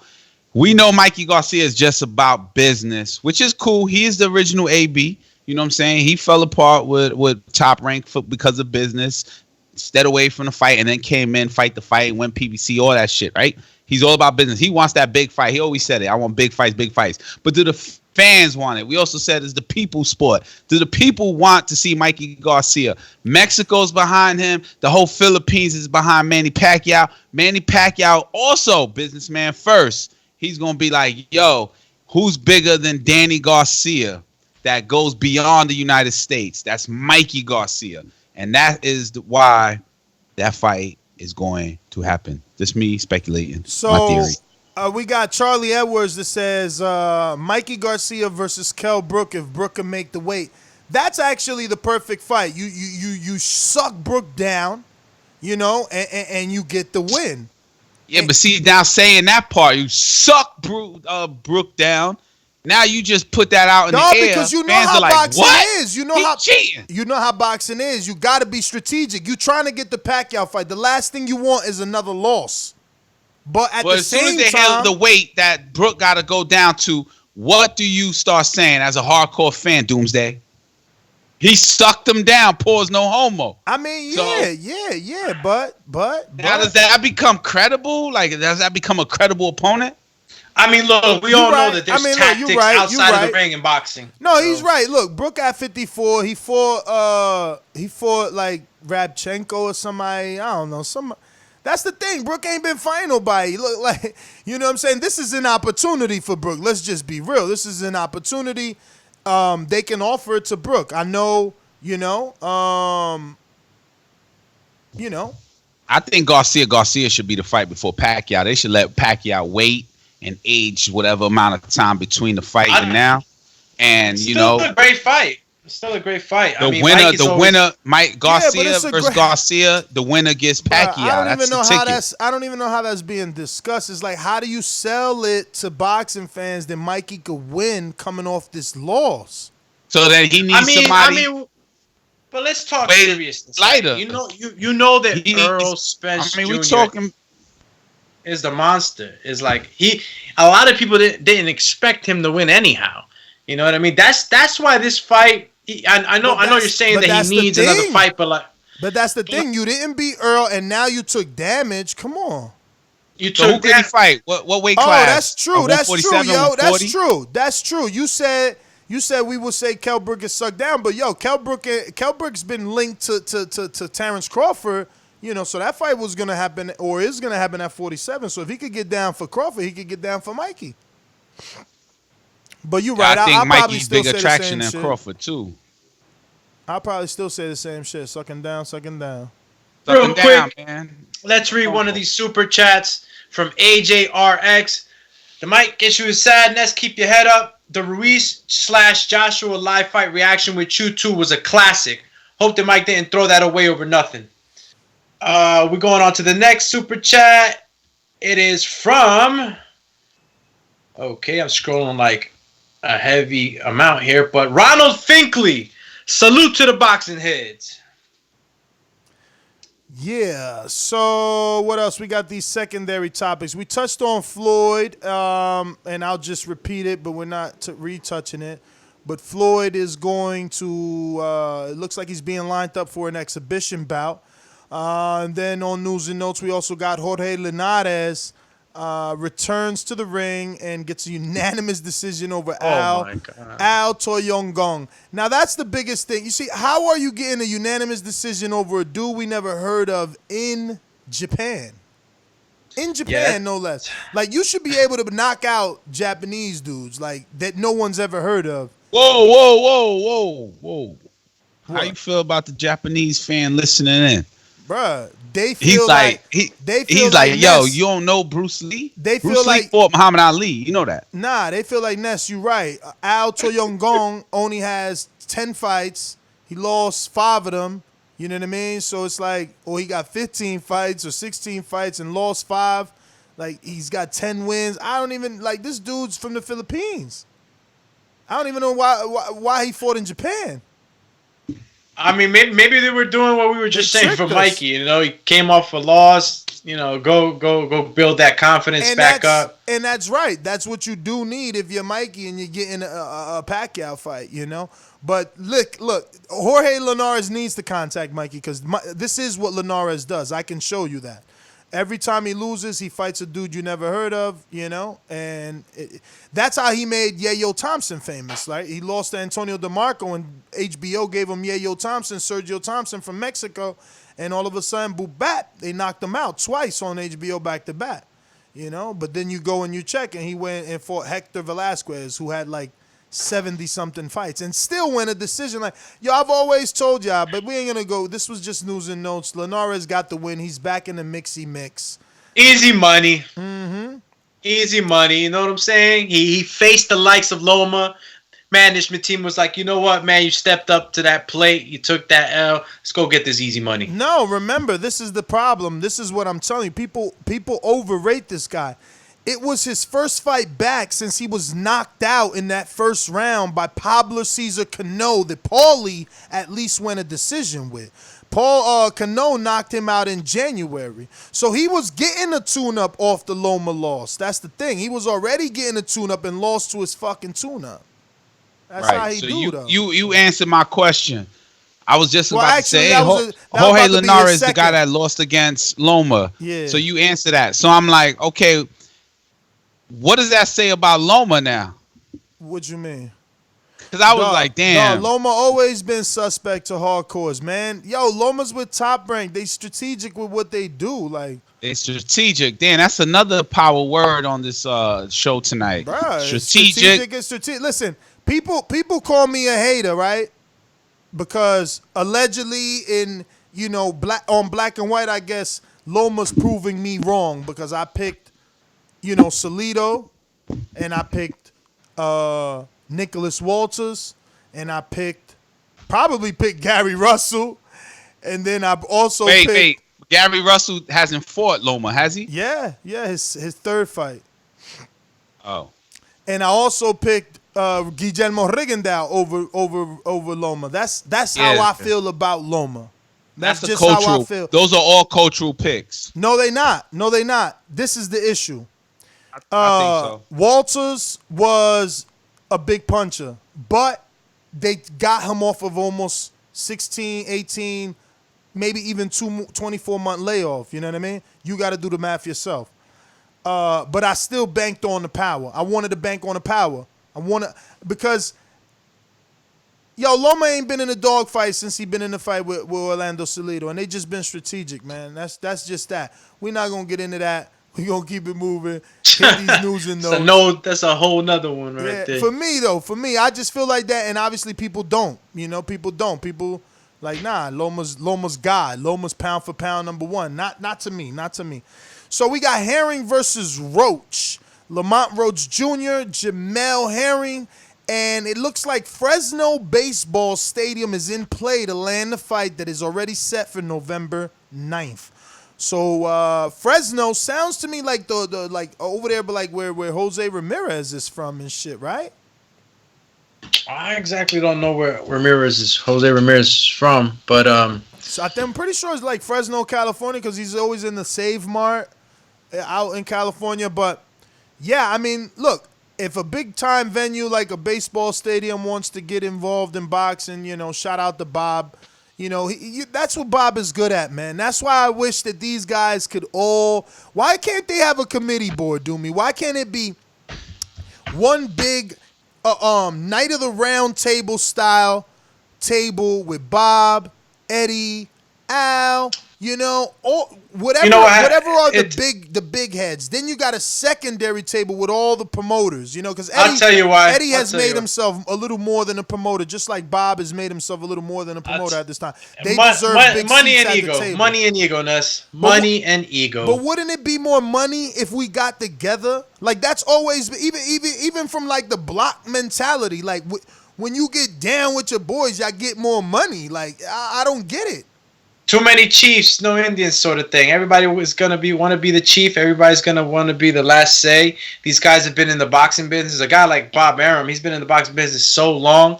Everybody wants to be their own boss and have their own opinion and decision, and everybody has their own agenda. It's very hard to get everybody on the same page. And, few have done it so far. I know Golden Boy did it with recently when we got invited over to Podcast Road for that fight. Golden Boy worked with DAZN, am I right? Yeah. But but remember, Golden Boy is now under the DAZN umbrella, which is DAZN is a broadcaster first and foremost. But you mean Golden Boy worked with Matchroom because that Daniel Jacobs fight was Matchroom Promotions. So, you can have, maybe two promotions working with each other. But when you're trying to get all these promotions to kind of, work with each other, it's just politics, man. It's very hard. I mean, one day, who knows? We might have, a commission or whatnot, and things could be like that. But, for now, it is what it is. It is what it is. But at the end of the day, I think all these promotional companies always try to give us the best they can. There's certain variables you can't help, injuries and things of that nature. But yeah, maybe one day, man. One day. Look, I like that you said the best that they can. Right now, the best that they can happen by accident. That's AJ versus Andy Ruiz. We're not getting the best that they can, or maybe the best they can with Canelo Kovalev. That's the best that they can. We got the best that they can from Thurman versus Pacquiao. Best that they can with Porter versus Spence. What's the other best that we can from Bob Aaron's team, though? You got Terrence Crawford. They just did Ramirez, Hooker, DAZN, and Top Rank. Yeah, but is that like a global attraction? That's like kind of regional. No, not global. That's regional. Yeah, that's regional. But like you see, that's the problem with boxing, man. Like, look at how you frowning upon a good unification. They're not promoting. They're not putting the money. That's why boxing is the people's sport. It's all paid for by the people. Boxing wouldn't be what it is today if it weren't for people like you and I. Even like the journalists get money off of boxing magazines. They're not getting money off of, maybe ESPN, but they're not getting money off of like Nike and Under Armour. Only the fighter is. Boxing is not like basketball and football, It's a self-made sport. A promoter, Don King, he came from prison life. His background. Yo, they said Fury Oda with Wallin is global. That shit is nuts. That's the thing, man. There's no real World Series or Super Bowl in boxing. But that's why we said that's why we got to wish for for them to come to all have a one table, But I think that Andy Ruiz thing is a fight. I think it being in Saudi Arabia doesn't make it global, but it makes it is a part of the expansion of other people wanting to watch it. I guess, it's a big ass fight, man. Andy done did the thing. By accident, it became the big fight. Yeah, that is true. So we were talking Herring and Lamont Roach. You ever heard of them? Nah. Jamel Herring? I think so, Jamel Herring, yeah. What about Lamont Roach? I think you have heard about Lamont. You probably seen him before. Nah, I'm not trying to say, I know Freddie Roach's son and none of that shit. No, I heard of Freddie Roach, not Lamont Roach. Yeah, well, no problem, man. No problem. He went Jay to kiss on you. But what about Joet Gonzalez? Okay. You heard of him? Look at Cash Match is gonna be the casual. Cash, you heard of him? Nope. Never heard of Fury's opponent either. What about Shakur Stevenson? Yeah. I heard of him. He's from Newark. Yeah. That's the homie. Yeah, that's the homie. That's Brick City. So that's he's rolling out right now. But that's who he fighting for his first world title now. Joet Gonzalez. I'm excited for Shakur, man. They saying, we did that show on Joet and Shakur Doomy, and they said to us in the comments like, yo, y'all got to look it up. Joet beat Gervonta Davis twice in the amateurs. In the amateurs or Junior Olympics or something like that. Yeah, he's been fighting since he was 10. He has I'm not gonna say a crazy amount of fights, but he has an impressive amateur record, and that goes well with transitioning over to professional. You got a lot of experience. I've heard that, and I've seen a couple of his highlights that he's a puncher. He's a forward pressure guy. He's saying that Shakur Stevenson never fought a guy like him. That Shakur Stevenson's still good. He knows how to use his range and whatnot, but he never had a guy like him that's going to be in his face and throwing the amount of punches that he's going to be punching. And according to BoxRec, looks like Joet has 2 inches of reach on him. So I don't know if that's going to be any of a big difference. But so you think the threat comes from the amateur background or the reach? Speed. Speed, yeah, speed. I think speed is going to be the deciding factor in this one. Whoever's faster. That's Shakur's advantage or the other kid? Well, Shakur has speed and he's a precision puncher. You know, I rarely see him throw punches that go to waste. He's an accurate puncher. And he loves the body, both with the hooks and the straight jab. Like, he'll jab you to the face and then straight jab to the body, or jab you to the face and then left jab. Straight left to the body. He loves that shit. He loves the body. He's a southpaw. You know, he does well with that. He does well with that. Yo, hold on. Paul said Joette wins easy. Watch and see. Ooh. Did Shakur Stevenson call out Andre Ward on Twitter? Ward. What you mean? Nah, dog. You sure? I'm gonna pull that shit up.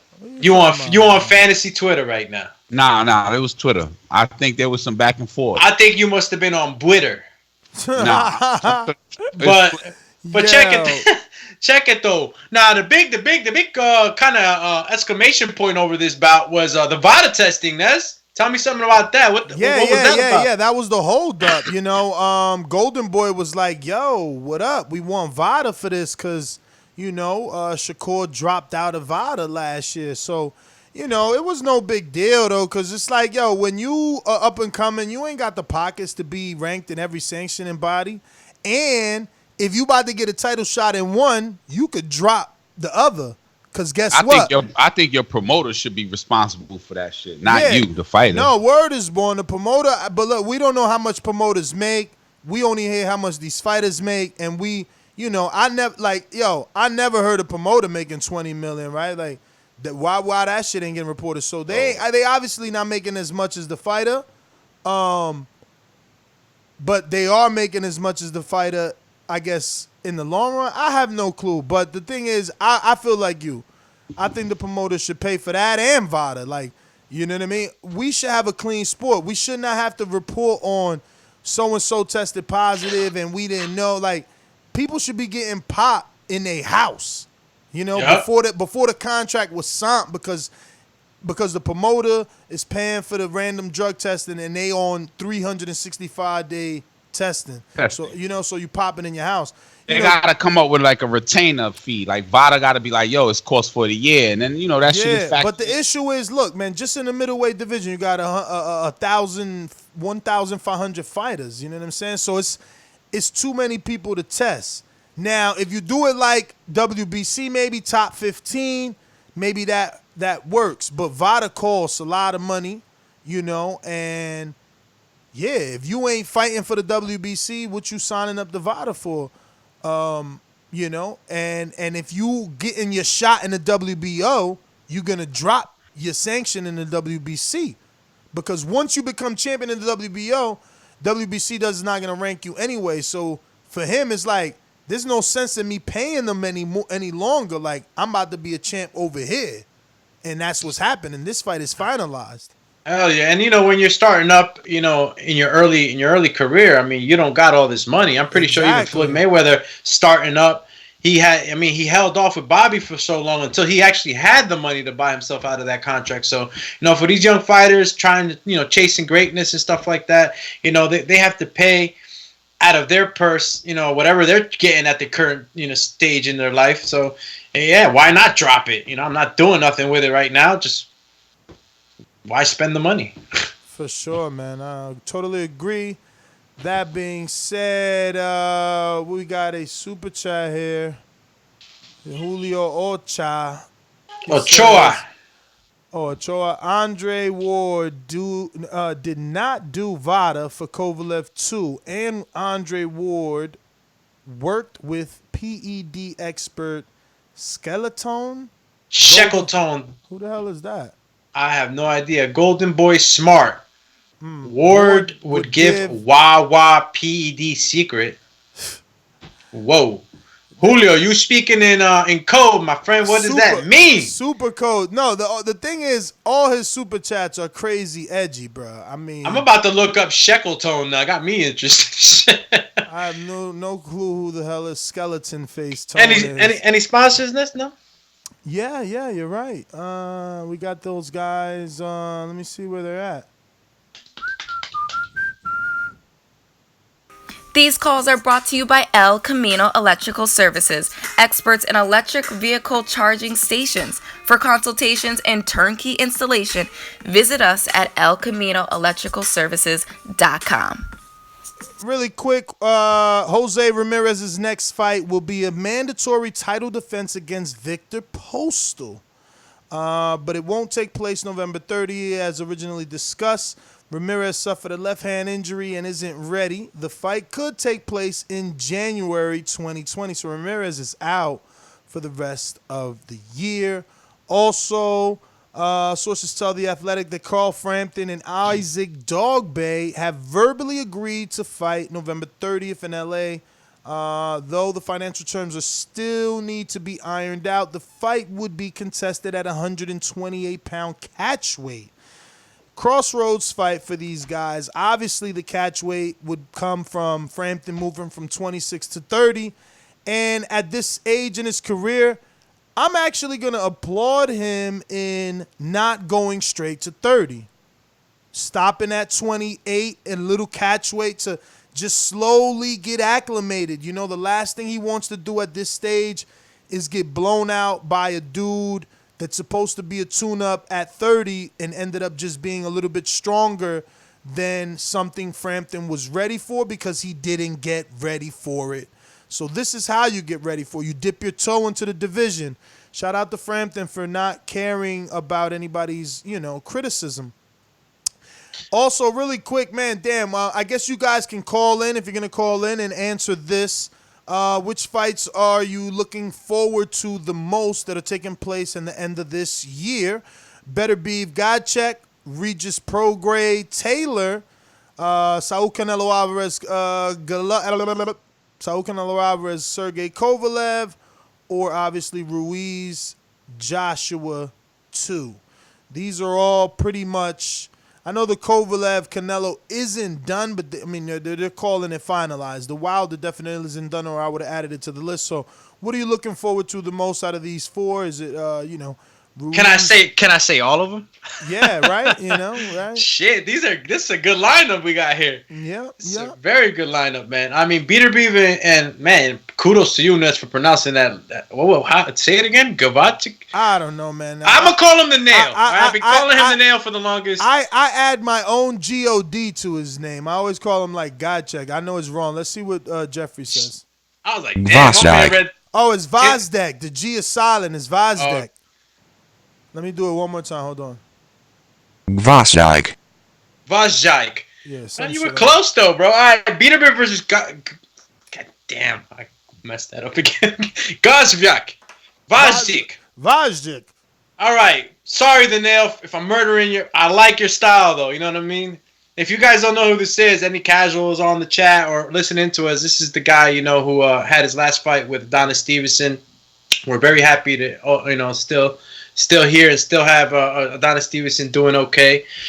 This guy's a go-getter. He's a precision puncher too.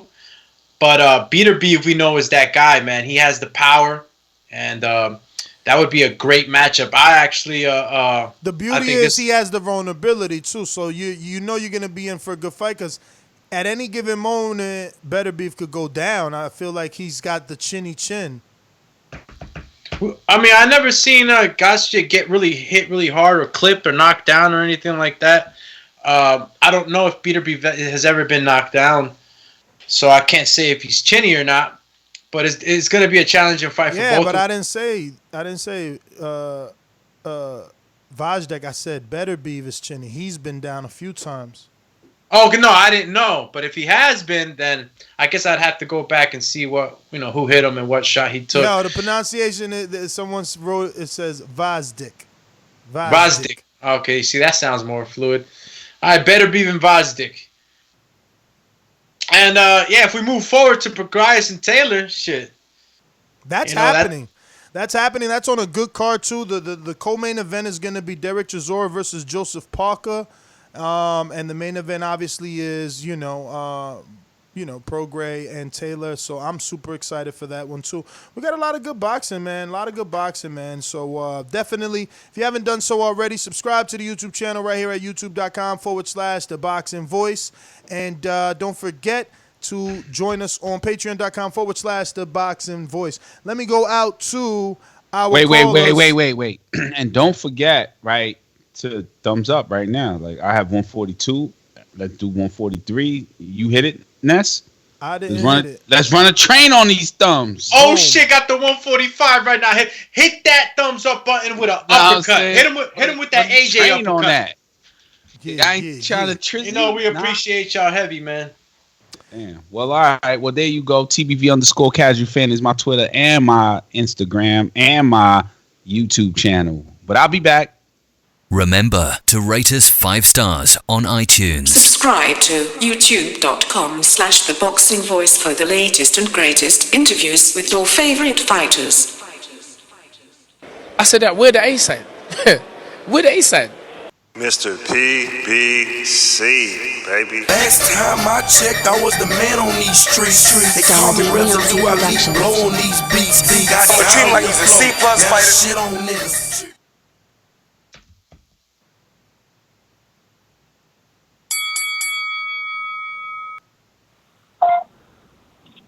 Yo, what's good? Can y'all hear me? Loud and clear. Sir. Huh?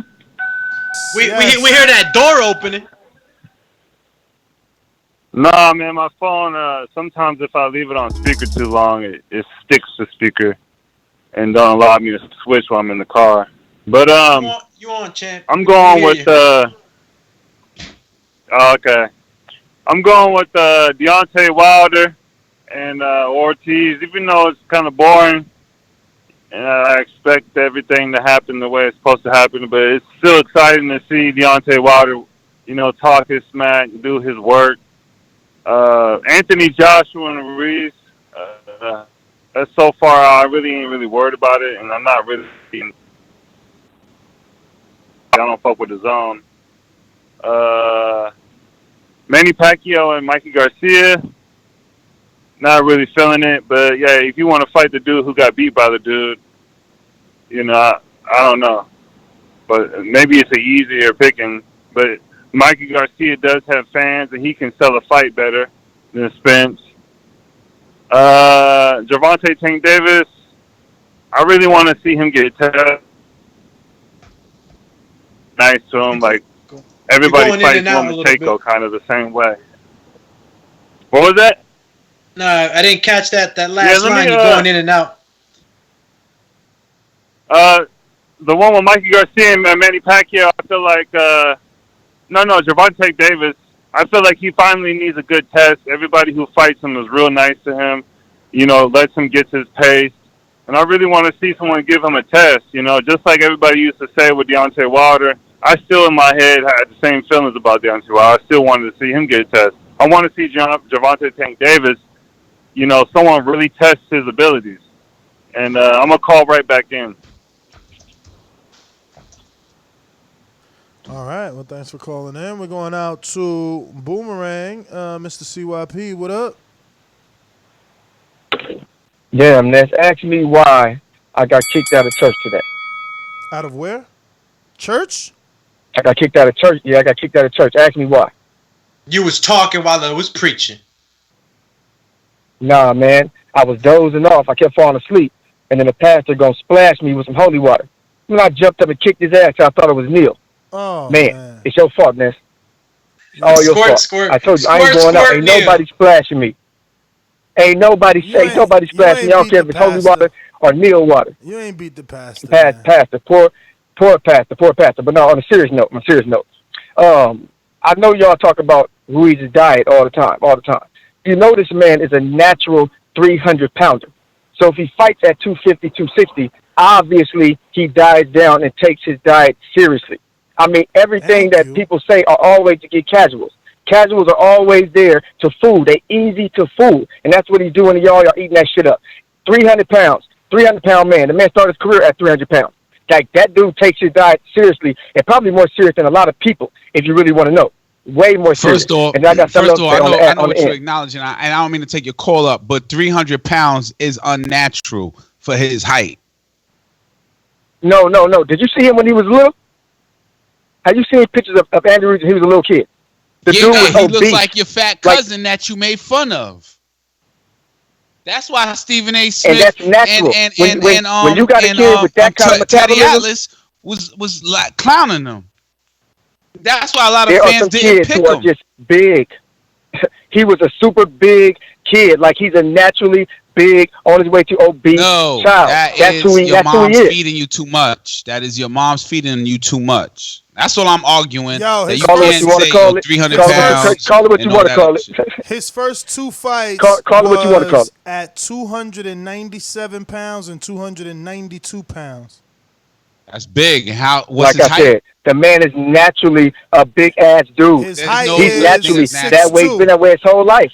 His height is. You ever had a baby born 20 pounds? You ever had you ever heard of a 20-pound baby?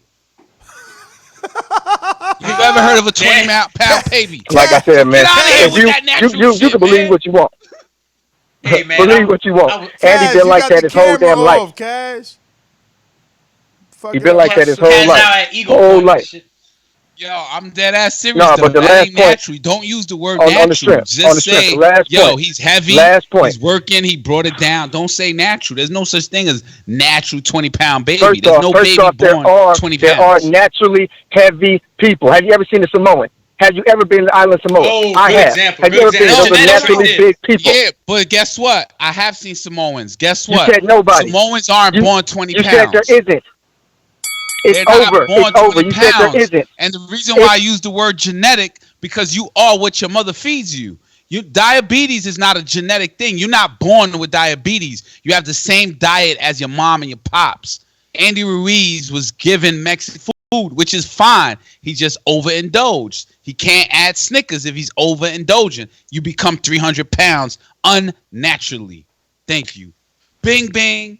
Somebody, I mean, you know, he probably didn't have the money he has now too. You know, for all the fancy nutritionists and stuff. Man, the kid did it the best he could with what he had. So, you know, I'm still gonna give him his props, bro. And genetics or not, the guy moves like a lighter guy. So, fuck it. You want to eat tacos all day? Keep doing what you're doing. As long as if it ain't broke, don't fix. That's what I told him. I ain't even put up my interview yet, but he like, nah, I want to be too. I'm like, bro, if it ain't broke, don't fix it. Like, what you mean 255? You went in there 266. I said 260. He's like, no, 267. Don't give me no more. Let me go out to Kevin. Let's see where his energy's at today. Paulie Malignaggi.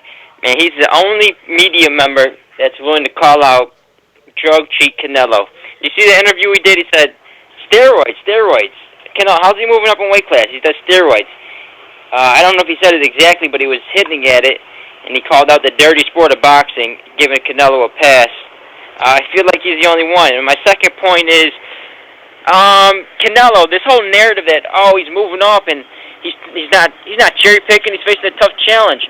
He's got two in their prime contenders, Jermall Charlo and Demetrius Andrade, and they're undefeated, they're ready to go, they're champions. He could be unifying. Instead, he's moving up in weight class and fighting an older, 37-year-old, war-torn Kovalev. So this whole idea that, he's not cherry picking. Yes, he is. He's had nothing to lose. He's doing the same thing Mikey Garcia did, moving up and fight Errol Spence. If Mikey Garcia got his ass beat by Lomachenko, he's not going to recover from that. Going up and losing to Spence, no big deal, man. You moved up in weight. That's no big deal. And that's the thing with Canelo. Fight someone in their prime, in their weight class, and unify like Lomachenko did. That's what Lomachenko is doing. He's fighting someone in this weight class, unifying the division.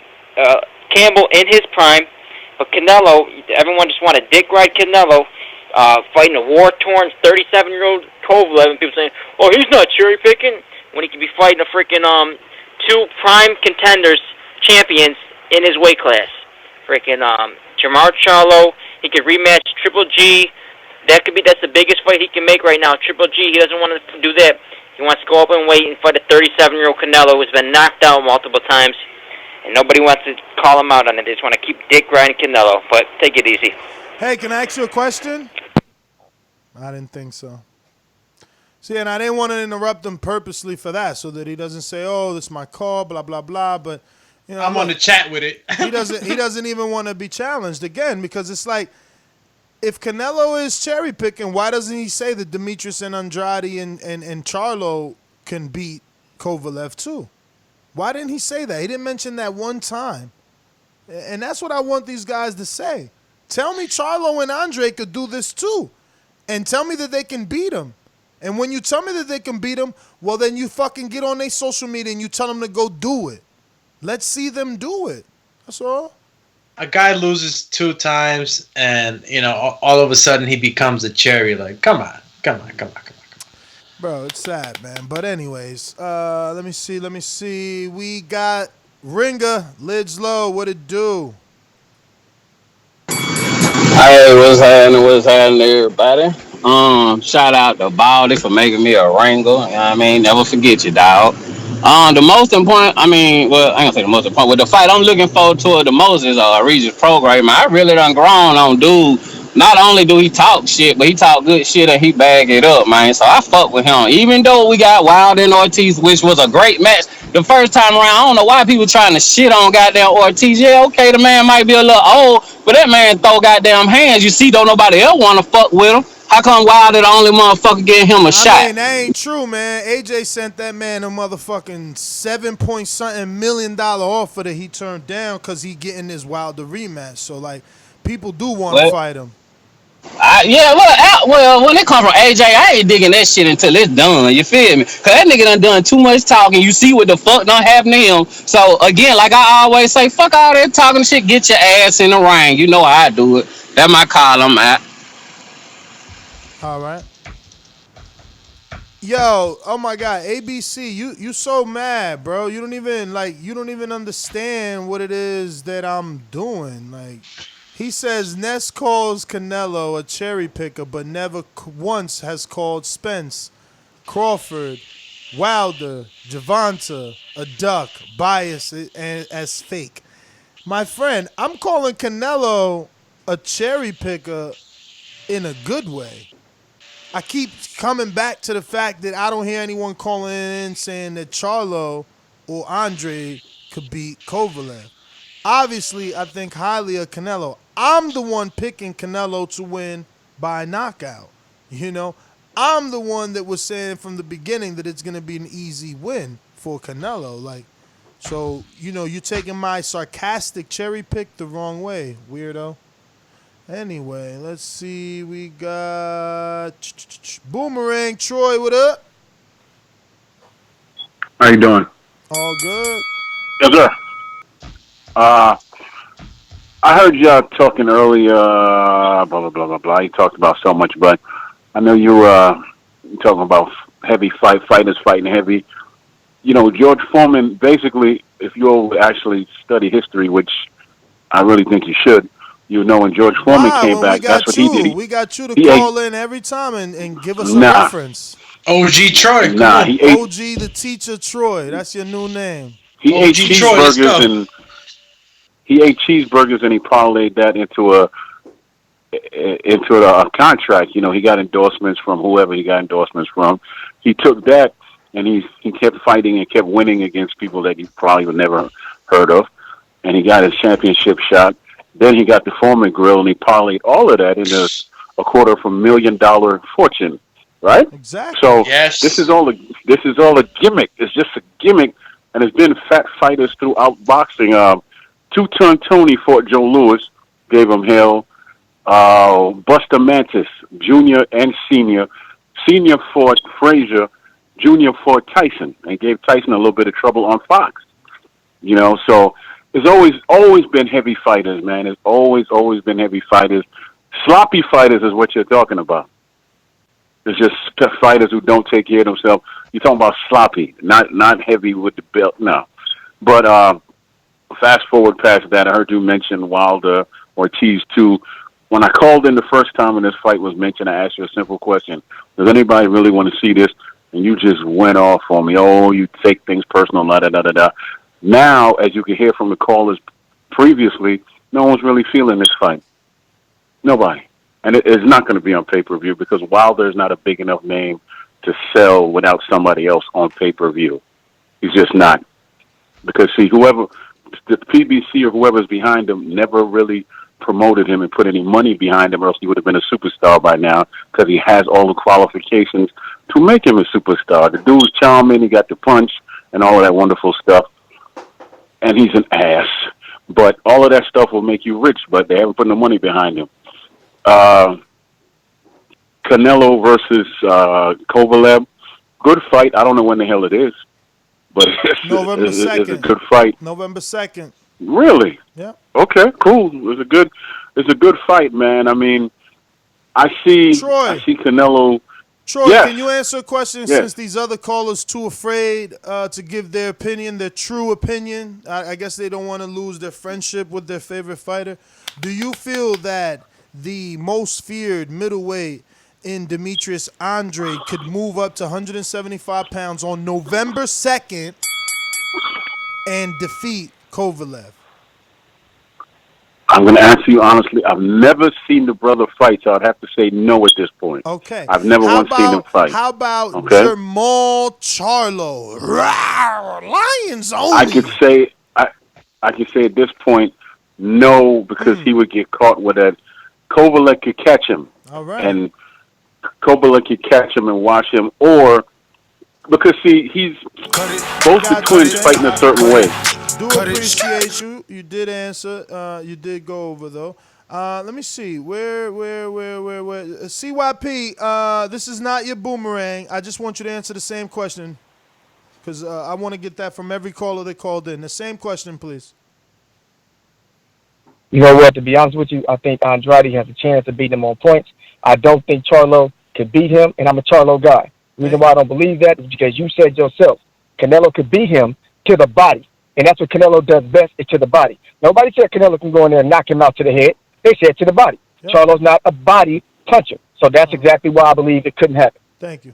Mr. PBC, this isn't your boomerang, but please answer the same question as well, because I have to force you listeners to answer this. We need to know, is Canelo truly cherry-picking?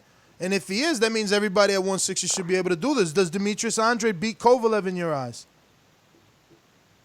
Does Demetrius Andrade? I don't fuck with Demetrius Andrade, and no, because he ain't really fought that much. Someone at the pedigree. Charlo, yes, and that's my call, man. All right. But what else you want to tell me? No. If you think Charlo does it, that's all we need. We're gonna move on to Brandon in Cincinnati. Oh, actually, Brandon, before I go to you, Lidge Low, I need you to answer that question, champ. Lidge Low, come back to me. What's up, man? What you want me to answer? Does Andrade beat Kovalev, or does Charlo beat Kovalev November 2nd? Andre, man, he ain't fought enough. I'm gonna say no on Andre, but Charlo got a chance. That motherfucker got a solid right hand, so that nigga he got a chance. Well, all right, champ. Thanks for letting me know. I just want that to go down, and more people saying no to Demetrius, yes to Charlo, right? So actually, Mr. CYP said decision maybe Andrade, no to Charlo. Then we had Mr. PBC say yes to Charlo, no to Andrade. And then we had another no to Andrade, yes to Charlo by Lidge Low. We're going to go to Brandon in Cincinnati. Talk to me. So, Nez Dummy was good. To answer that question right there, the Charlo I seen fighting Matt Korobov, he gets his ass kicked against Kovalev. Demetrius Andrade is a southpaw boxer with good foot movement and skills, so he might be able to outbox Kovalev. You know, Kovalev is kind of slower now. You know, come forward ain't as aggressive and come forward as he used to be in his prime, so I'll give Andre more of an edge. The guys seen against Korobov and Charlo just get countered all night by that jab, like we seen Yard get countered with the jab all night. But to answer that other question, what fight are you more excited to see? I'm going with the Prograis-Taylor. I mean, I know Kovalev and, you know, Canelo is a good fight. Beterbiev-Gvozdyk is a good fight. Canelo, the sexy, you know, superstar right now. But, you know, Prograis-Taylor is just that rare fight where you get two fighters and they going against each other for the belts, and they in their absolute prime, not slightly past their prime, not coming in their prime, and we getting in no political bullshit, no Saturday street bullshit for 2 belts. It's just what we don't really get to see in boxing anymore. So for me, that's the biggest fight of those 3. As far as Pacquiao and Mikey, we learning that when it comes to that PBC shit, we thought the undisputed at welterweight was going through Earl. It's going through Pacquiao. Pacquiao's going to do what the fuck he wants. And in my opinion, I think Pacquiao's playing chess. Let me interrupt you there. But, like, with Pacquiao's latest win, isn't that the truth? Yeah. I'm saying, yeah, with the latest one. Yeah, but I'm telling you what I think this cat's doing, man. He's playing chess. What I think he's doing is, I think he's going to take the fight with Mikey. I mean, he had the option to take the fight with Danny, but in his opinion, he'll probably take the fight with Mikey because it's the easier fight. He's going to sit back and let Earl and Bud clip one of those guys, knock one of those other guys off, and he's going to fight the guy with 3 belts. We thought Earl was going to do that and go into the Bud fight with 3 belts. Nah, Pacquiao going to sit back, let the 2 young boys fight. One of them will knock each other off, and then when it's all said and done, Pacquiao is going to be the last fight for Undisputed. We all thought it was going to be Bud and Earl for Undisputed Supremacy. Nah, man, Pacquiao, like, I'm the cash cow, I'm the big dog. You 2 young niggas go ahead and fight each other, and we all done, and whoever got them 3 belts, y'all fight me, and that's how he going to end his career. That's what I think he doing, man. I really seriously think he doing that. He don't want to fight Earl and then have to fight Bud for Undisputed at welterweight. He gonna let them 2 fight each other and let one of them knock one of them off. Then he's gonna fight the winner of that. Brandon, man, thanks for calling in. We're going out to Donald, Richmond, California. Talk to me. Donald, answer the question, please. Oh, yeah. Hello? What was the question again? Does Demetrius Andrade or Jamal Charlo beat Kovalev? I'm going to say that I think that... on November 2nd. Yeah. I think that Charlo would beat Kovalev because Charlo is a big puncher. And I think that he would probably beat him on points. I don't think he'd stop him. And I also think that Andrade would as well, too. But Andrade, it'd be more of a chess match. The Andrade would probably slick him out and stuff and beat him on points also as well in the late rounds. As far as Canelo, I do feel like it is a cherry pick because if you put yourself in Canelo's shoes, Canelo's like, what, 5'7"? He looks at his odds against Kovalev beating him more better than Charlo and Andrade due to the fact that Kovalev is older. He knows that Kovalev can be stopped to the body. As of right now, there is no blueprint on how to beat Charlo or Andrade. You might say you could beat him this way or that way, but neither one of those guys have a loss. So therefore, the blueprint isn't there. The blueprint is there for Kovalev. Go to the body on him. He knows that already. So he likes his chances better to get in the ring with Kovalev, that's 36 years old, and stop him to the body versus getting in there with a fresh 30, 31-year-old Charlo, Andrade. Charlo and Andrade, they both got the height. Andrade's a little bit more taller, a little bit more longer. We know Canelo don't like to fight movers. That's why he didn't want to fight Billy Joe. Oh, when the Billy Joe fight came up, oh no, we already fought Laura. We fought somebody like that before. Technically, so what you're saying is that you don't want to fight nobody like that because that was a fucking pretty rough fight, and I thought he lost the Laura fight, so he doesn't want to put himself in the position. Canelo is playing it very strategic. He's only fighting people that he has the confidence that he can beat. So if he's ducking Charlo and he's ducking Andrade, 9 out of 10 chances on why he don't want to fight those guys is because he doesn't think he can beat them. He's fighting Kovalev because he feels like he can beat him. And that's why I say it's a cherry pick. So for the record, I'm sorry, but I didn't hear you. You said Andrade and Charlo both beat Kovalev on November? Yeah, I think they both beat him on points. Wow. Yep. Cool, man. You the first one to say that for sure. What about you got 30 seconds? What about that Mikey Garcia Pacquiao? You ready for Mikey to get that title shot versus Pacquiao? Pacquiao's gonna beat his ass, but I watched the fight. Pacquiao, and to be honest with you, the way Pacquiao dodges in and out, and he comes in with those combinations, I wouldn't be surprised if Pacquiao stopped Mikey because, like I said, styles make fight. You know, and I don't buy that shit that Spence said that he was just trying to box. He wasn't trying to box. You couldn't get him out of there. For sure. I agree with you on that, Donald, without a doubt. So, it looks like CYP is ready, but we got another boomerang that hasn't gone first C. So, we come back to you. Straight to the point for those with attention deficit. I'm so repetitive, so I gotta repeat. Stainless from the streets to the deep. I'm coming with that heat. All you need to know about me, I'm coming with that heat. Yo, TBV, what's good? What up? Yo, I got a sexy ass topic up there, man. I gotta be honest. To the question of the Andre Charlo, I think I have to agree with Donald, man. I think Andre would actually stop him in the late rounds, but Charlo would probably take him to decision if it was a November fight. Yeah, I can see that. I'm actually changing my position. I don't really think that Kovalev is a cherry pick for Canelo. Based on his, my man, what's his name? Yard, he did hurt Kovalev to the body. We know Kovalev soft to the body. But that dude withstood that shit and then kept fighting. So we know he got that grit about him. So I think that'd be a good fight. What's that? If Wilder and Ortiz, that fight's going to happen, I kind of just want to get that one over with, man. Like, I'm not real excited for that fight. I'm sure as the fight got closer, I would be, but it's not the fight that I want to see him in right now. But I can't think of too many more viable opponents for him.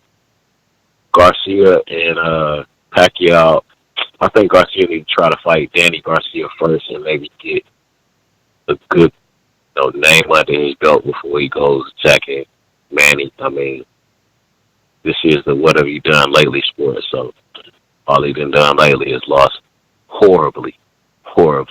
As far as the fights I'm looking forward to most, I think it's the Prograis-Taylor fight. You talking about two heavy hitters that both know how to box. And Prograis know how to talk that shit and sell a fight. So that's the one that got me ready. You know what I'm saying? Plus the winner of that, maybe Ramirez can supersede that postal fight and go for the undisputed or the unification. So that's a big fight. So that's what I'm looking to see. That's all I got for now. As I always say, please make sure you push the thumbs up and share this. My bad. In every episode of the Boxing Voice podcast, because it's TBV for life. And if you ain't no Patreon, it's because you stupid. And shout out to El Camino. Peace. Stainless, thanks for calling in. CYP Boomerang. Man. Let me school whoever that new host was, our old host, filling in for Mike. Hopefully he's filling in because you can't replace Mike. But anyway, you got Aaron Donald, Warren Sapp, and damn near every single defensive tackle in the NFL are under 6'2" and weigh 300 pounds. When you're athletic, you can't be judged by the average person. The average person don't know shit about being elite. That's why he's running his mouth saying that dumb shit. Dumb. Don't ever challenge me again. I'll come for you. I'll rip your fucking head off, and I have no problem with that. Now, I'm going to leave that alone. Now, secondly, do I believe it's a cherry pick? Yeah. But the fight I'm looking most forward to seeing is the Ruiz versus AJ rematch. You know why? Because when he loses twice, I can't wait to hear the excuses that Eddie Hearn gives on why losing 2 times was good for your goddamn career, on why picking yourself off the canvas twice was good for your resume. I want to hear it, and I want to see how the UK fans eat it up and roll with that narrative once he gets his ass kicked again, because then they're going to make me famous because I'm going to get them, I'm going to troll them, and I'm going to make them cry. CYP out. CYP. Troy, Boomerang. Yeah, I forgot to make my comment about the Joshua fight, so I'm going to stick to my word. Joshua is the Joe Louis of this era. I'm going to say 5 rounds, and Andy is ex-champion. Just like the very first champion who was a Latino to be heavyweight champion, whose name is also Ruiz, except he was Puerto Rican. So I would say 5 rounds, and that fight's over. If everybody's saying, AJ don't, I hate that. Joshua doesn't have any heart and this, that, and the third. What are you basing that on? I actually do like Andy, but I saw what I saw in the first fight. I saw something, so I'm going to go with what I saw. Y'all have a good night. Y'all start studying, man, because it gets irritating listening to how much y'all don't know. Have a good night. It's always good to have you, man. You teach us, bro. You teach us. Without you, where would we be? Keep calling in, Troy. We're going to Jacory. What up? Come on, fellas. What's up, champ? Oh, man, same old, man. I'm listening to all these callers, man. I got your back on that, and I'm gonna answer that, man. I don't think that Andrade wins because Andrade don't like to sit down on his punches, and I just think that the size would be too much. But I ain't gonna lie to you, man. I like Charlo's chances, man. I think that Charlo probably walks around like really close to light heavy, and by November 2nd, I think that, and I believe in Ronnie Shields. I believe they come up with a game plan to do some damage to their boy.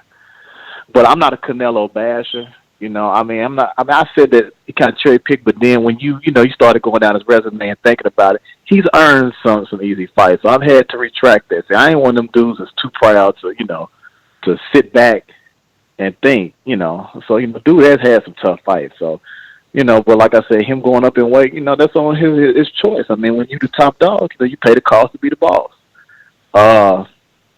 So and then fights I'm looking forward to. I'm pretty much everybody. I'm really looking forward to Taylor Prograis, man. I think it's going to be a good fight. I favor Regis. I've become a big Regis fan, and I just want this man to do good things, man. I just think he talk about it and he be about it. Those are the type of guys I run with. AJ Ruiz too. I'm looking forward to that, and I think that AJ gonna fight better because truth be told, I think Rob McCracken's ass is on the line. So what I'm saying. So I think he really like his coaching. He know that he had to get rid of that man, whether he say it or not, should he lose. I am looking forward to AJ and Wilder-Ortiz too. I'm really not looking forward to the Mikey Pacquiao fight, man. I really don't want to see that. I really would rather see Pacquiao versus Danny Garcia, truth be told. And then I can't remember the other fight. Oh, the 2 light heavyweights. I'm looking forward to that too, man. I haven't seen the one guy, but I've seen Beterbiev fight about 4 or 5 times. So, I always like, because, he will let them hands go, and he is chinny. And I haven't seen the other guy that destroyed Adonis. So, I'll be looking forward to that. But, yeah, the only fight I really don't want to see, man, is Pacquiao and Mikey. And like I said, man, I like how y'all delve into things, man. Great work by you, Ness. And the fellas as always, man. But, yeah, like I said, the Canelo thing, man, the fight's gonna happen, but I do think Charlo will win. And that's my call, man, and y'all be easy. All right, brother with Jacory, man. Thanks for calling in. We going to Black John. What up? Hey, yo, what up, fellas? Can you hear me? Loud and clear. Hey, is Cash still on, man? Let me check, man, because he be in and out. It's no worries, bro. I was just calling because he ain't there. I'm a fan of Casual, but you can get there's type 1 and type 2 diabetes. You can't be born with it. But Cash is a part-time doctor. Oh, okay. He's a casual doctor, but but I wanted to talk about Ruiz real quick and just the body types. Because I train a lot of people, and there are different types of there's endomorphic, ectomorphic, mesomorphic. And depending on the type of body you are, that's how we attack the plan. So, like, if you are an endomorphic person, you can't help but to put on fat. It's extremely hard for you to take it off as well. If you look at Andy, that's the kind of body he has, man. It doesn't mean you can't be a great athlete. You know what I mean? It just means you have a certain type of body. So I just wanted to put that to the bed because I want to, not necessarily fat shaming, but, if you're fat, man, you can still move around like the dude said. Half the NFL is overweight, but they move it. You know what I mean? Mm-hmm. So I just wanted to put that one to rest, man. And then in terms of who can beat Kovalev, Andre can move around enough to maybe get a split decision. Charlo's going to have to get he's going to have to land a punch. But I think Canelo washes him every time. You know, and like old boy said, I'm a Charlo fan. I'm from Texas. I rock with my boys, but Canelo's a different beast when it comes to this, man. So in terms of what fights I'm looking forward to, man, all of them. I'm just glad that they're giving us fights nonstop, man. So keep it up, man. I'm gonna get off and listen to y'all after I get off, man. I appreciate it. All right. Thanks for calling in. We got Mr. PBC talking about we owe McCall, bro. We gave you 3 calls. I gave you 1 just to answer my personal question. We going out to B. Paulie. Talk to me. B. Paulie. B. Paulie. You want me to go? Yo, can you hear me, bro? I was just about to say if you want me to go to you on, because I think that's you over here too, right? I'm on Skype. Oh, all right. So that's all right. Yeah. Yeah, what's good on that? Who else on here? Do me. Yeah. What up? Do me no Magomedov. That was a good fight the other night, man. But we gonna keep it boxing. For sure. That could be a beast. But look though, man, I'm really looking forward to that Wilder and Ortiz fight, man. The Joshua Ruiz part 2. But I really want to see that Wilder Ortiz fight. Honestly, I think they dropping the ball on the marketing on that for real, because that's a good matchup. He almost really lost. You know what I'm saying? So I know it's a lot of other stuff going on, but I'm really looking forward to that fight. Definitely Regis. I want to see Regis do his thing. But yeah, man. As far as Canelo, hey, man, let that man eat, man. If he go whoop Kovalev's ass, he go whoop his ass. But what if Kovalev beat him, what if Kovalev stopped Canelo, man? I said that too. Remember, we said this the year the upset. He could beat him. And then I think Casual was like, yo, we just get the rematch, and that's what'll happen, and boxing will be great. It'll be big. I said it would mean subscribers for DAZN if he could beat him. Right. As far as Charlo beating Kovalev, I think it's possible. I think it's possible for him and Andre to beat him, but I think Charlo more than Andre because of the power. But I think Andre got smarter feet and faster feet, so I think they both got a decent chance to actually beat him. I would say damn near the same chance that Canelo has of beating him, honestly, in my opinion. But they needed you, man. They needed you because not many people saying anything like that. But now that I think about it, Canelo is one of the best body punchers, so Canelo does have a better chance of beating Kovalev, but I don't think it's like too far of a stretch to say Charlo could possibly beat him. But man, that's my call, man. Y'all stop hating on Canelo, man, and smash that like. Do me, you smash that like. You ain't even hit it yet, man. I know you ain't hit it. Champ, I hit it with the uppercut. Boom. Peace out, y'all. All right. Yo, this guy, Mr. PBC, you smoking some good shit in Seattle, bro. The first thing you called in, your first call, you talked about Wilder. You chose to talk about Wilder. That was your first call. Okay. So this my you gave me that other call, now this is my second call. You gave me the question, now this is my second call. Bruh, you had your second Don't play me. He said you hit him with the okay, let me say this. You had your second call too. Nah. Sure, go ahead. No, you said that wasn't boomerang. You said it. Okay, yeah. Go ahead, now let me talk about Troy. Troy talking about saying that I was saying that I wasn't excited for Wilder versus Ortiz. Boy, you wrong, man. I said Ortiz ain't fought nobody to get that fight. And when it comes to Manny Pacquiao and Mikey Garcia, Terrence Crawford needs to drop that motherfucking belt or pay that mandatory off and take that Manny Garcia Manny Pacquiao fight. That's what he need to do. Cause he keep on talking, nigga, just step up and drop that belt or something. If you really, really want that fight, you gonna wait forever and keep on talking about it? Just drop that belt and pay off that mandatory, bro. Who you want? Terrence Crawford. Terrence Crawford versus Manny Pacquiao. If he wants a real fight, bro, why would he drop his belt? Man, you going against Manny Pacquiao. That's a once in a lifetime opportunity. If you beat him, you get more than respect. You get that shit. Why are you dropping your belt? You could just unify. I said drop your belt or pay off that mandatory, because his mandatory is next. Who's so why mandatory? talk all this shit about else? Dog, do you not pay attention to boxing? Terrence Crawford has a mandatory next. It's just some Russian dude. Maybe we had this talk while back. Bruh, listen. Pacquiao's not fighting this year, so Terrence could fight this year, take care of his mandatory, and then unify with Pacquiao. Nah. Hurry up and get that Manny Pacquiao. Fuck that. No, because if you do that, then you got to wait again. And what are you talking about? Pacquiao's not fighting this year. He's not fighting this year. Keep on calling for it. I say keep on calling for it. And vacate your belt? Pay off that mandatory. That don't make any sense, bro. Something. That makes sense, bro. Manny Pacquiao is a rare fight you're going to get. After that, he might retire or something. And you're going to get it quicker by vacating your belt instead of offering it for a unification? Come on. And pay off mandatory. Come on, huh? Yeah. And right, I'm the one who's teaching, not Troy. Troy teaching nonsense. He talking nonsense, man. Talking about Wilder versus Ortiz ain't gonna be pay-per-view. It's gonna be pay-per-view, baby boy. And that's my motherfucking call, and that's my third motherfucking call. And where's Mike? That's your fourth call. Mike still ain't answer the phone, champ. He's in the shadow realm, man. We hope our boy's all right. He's just, We going to Julio. Talk to me. Yo, what's up, Ness? Can you hear me? What up? What up, Ness? What up, Doomy? I just wanted to clear up the Golden Boy Shakur Stevenson Vada. So I'm coming with the receipts too, Ness. I got to do it to you.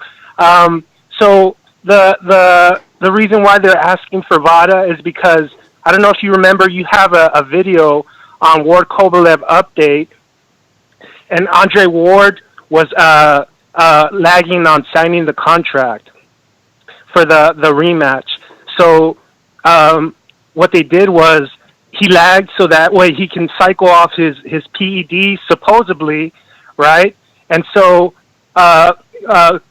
Golden Boy is smart enough to see that, and they see that he's managing your boy Shakur, and that's why they're hey, the update, the receipts are on.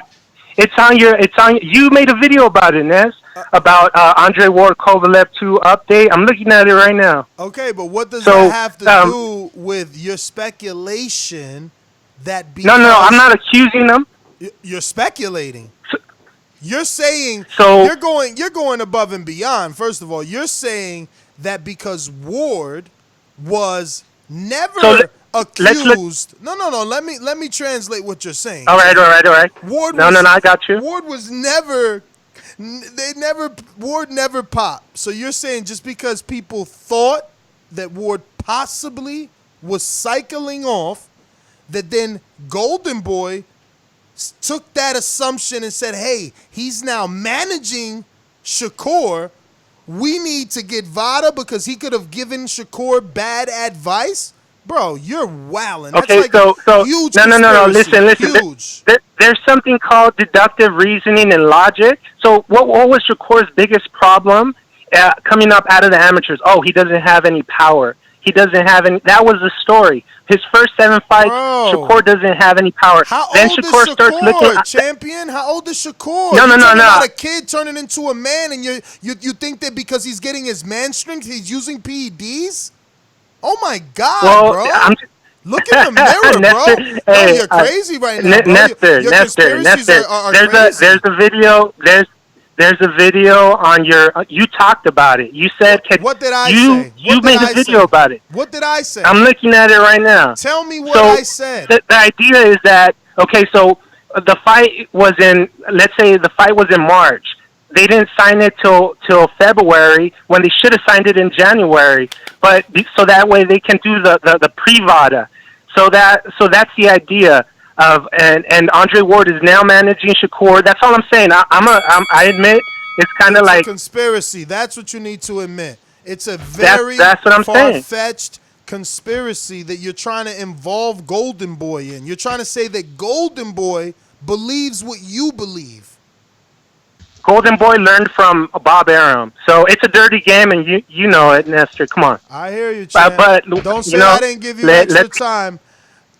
Thanks for calling in, but I gave you over the 3. You heard the bell.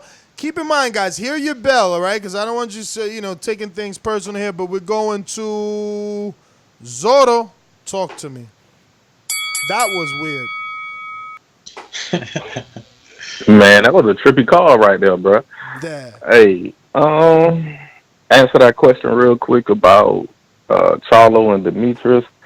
I guess if they get in the ring, we could find out if they could win or not. I don't think Kovalev is just some easy pick for any of them. So I guess it's I don't know. I don't want to say they'll go in there and beat them. I think Kovalev will get him. Mikey, I want to see Mikey do something else besides trying to run up through 147 and do those like pick and choose like money fights. Like I think he could have ran. I think he could have ran with 140 and gave us a good fight with the winner of who unifies at 140 with between Prograis and Taylor. That'd be a good fight. That'd be a good legacy fight for him too. Like if he ran 140, Canelo he not cherry picking, man. Canelo is taking over the reins. Everybody else is being left in the dust, and Canelo gonna be in the history books. Wilder, Ortiz. I mean, the first fight was good, but I don't really think nobody clamoring for it. I hope it's not on pay-per-view, but if it is, I'll still watch it. But who else? I think you said something about Floyd, but we could bypass Floyd. I'm hyped up for this Sean Porter and Spence fight. Yeah. I know they ain't really on the. I'm hyped up for that. That face to face. Yeah, I'll watch right that at work today. Yeah, it put that right back on the radar for me. Earl talking. Yeah, I've been watching that stuff. Real funky. Yeah, Earl talking like he want to get greasy with him, man. And I think everybody is not giving Porter the credit he deserved because Porter done came through some hard fights. Everybody thought it seemed like he had to fight from the bottom to come and win. Mm-hmm. So, man, that's why I like Porter and I like Spence because Spence on that. Both of them on that path to go and get the unify. So I love how 147 coming. I love how 140 coming. Man, Canelo, keep doing your thing. I like how Canelo coming in and showing everybody, man, if I'm gonna level up every time I do something. So if I'm gonna go in here and bash Kovalev, then get him up out of there, then what is everybody else gonna do? So he might go back down and bust Billy Joe behind too. Zorro, man, thanks for calling in. We got Boomerang. Stainless, talk to me.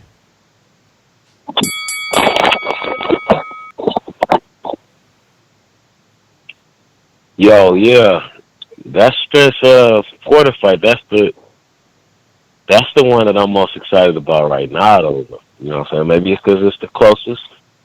You know what I'm saying? But maybe it's because they just had that face to face and Spence did everything but guarantee you that knockout. But I'm ready for that fight, man. I know Porter is some great competition, man, but I just think Spence on another level. So we shall see, though. As I always say, please make sure you push the thumbs up. Share this in every episode of the Boxing Voice podcast, because it's TBV for life. If you ain't on Patreon, it's because you're stupid. And shout out to El Camino. Peace. Stainless, thanks for calling in. We got D in the South. Talk to me. Yo, Ness. What? All right. So it's my birthday, man. Yeah. Happy birthday, it's my champ. 45th, man. Man, yeah, feliz cumpleaños, bro. Shout out to you, man. Hey, man. Yeah. I don't know, man. Canelo. I think Kovalev got a chance now. I know you don't want to hear me, but I think I think Canelo could be a sitting duck with that fight right there, man. You got to work through the jab. I don't know if he's going to be able to get past through the fucking jab. You see what the fuck he did to you, boy, in fucking yard? Ness, come on. I don't think he'd be. So if Canelo except Kovalev, that's a good fight right there. That even though he ducked your boy, it should be 1-1. Canelo lost to Triple G in the first fight. And the second fight, I think Triple G won the fight, but people say I'm stupid and crazy. But so we'll see. Ness? I think the fight we need to look at is this next fight with these light heavyweights. Oh, it better be than that. I want to see what happened with that shit right there, though. Huh? Gvozdyk. Yeah. I think Beterbiev gonna win that shit. I think Beterbiev's gonna get it. We shall see. I'm a fan of Iceman Scully, and I talked to him and he said I don't think they got what it takes late in the fight. Beterbiev got it. I think. I said, all right. I mean, remember that Gvozdyk, what is it? Is Gvozdyk is trained by Teddy Atlas, so I'm sure Teddy's working on Tank. Teddy Atlas. Yeah, fuck that dude, man. I'm not a fan of Teddy Atlas. I'm not a fan of Teddy Atlas, man. But hey, let's see what the fuck happened. I think Beterbiev is gonna smoke all their ass, Ness. And Tevin Farmer need to fight Tank. That's the fight. That should happen at that weight class. Yeah. Oh. Yeah, he see? moved up. He vacated, moved up. Right. That's telling me Floyd saying fuck it. Put his ass, send his ass to the wolves in the seat. So that's what that's telling me right there. He dropped the belt. Oh, damn. He leave Farmer out to dry. Shit. Well, the fight that we want to see is Tank against some heavier motherfuckers because he can't make the weight. He can't make the weight. Yes. Yeah, I mean, well, he at 135 now. He could fight Loma now. Yeah. Thanks for calling in, D in the South. We're going out to Jesus in L.A. What up? Hey, what up? Can you hear me? Loud and clear, champ. Can you hear me? Loud and clear. I got Canelo over Kovalev. That shit's gonna be a great ass fight. I'm gonna try to see that shit in the movie theaters if I can. And then man, we going to Vegas for that I think one. Oh, okay. Well, I'm gonna try to hit the movie theater. I'm gonna try to hit the movie theater. I got Pacquiao over Mikey Garcia. If that happens, I got Pacquiao.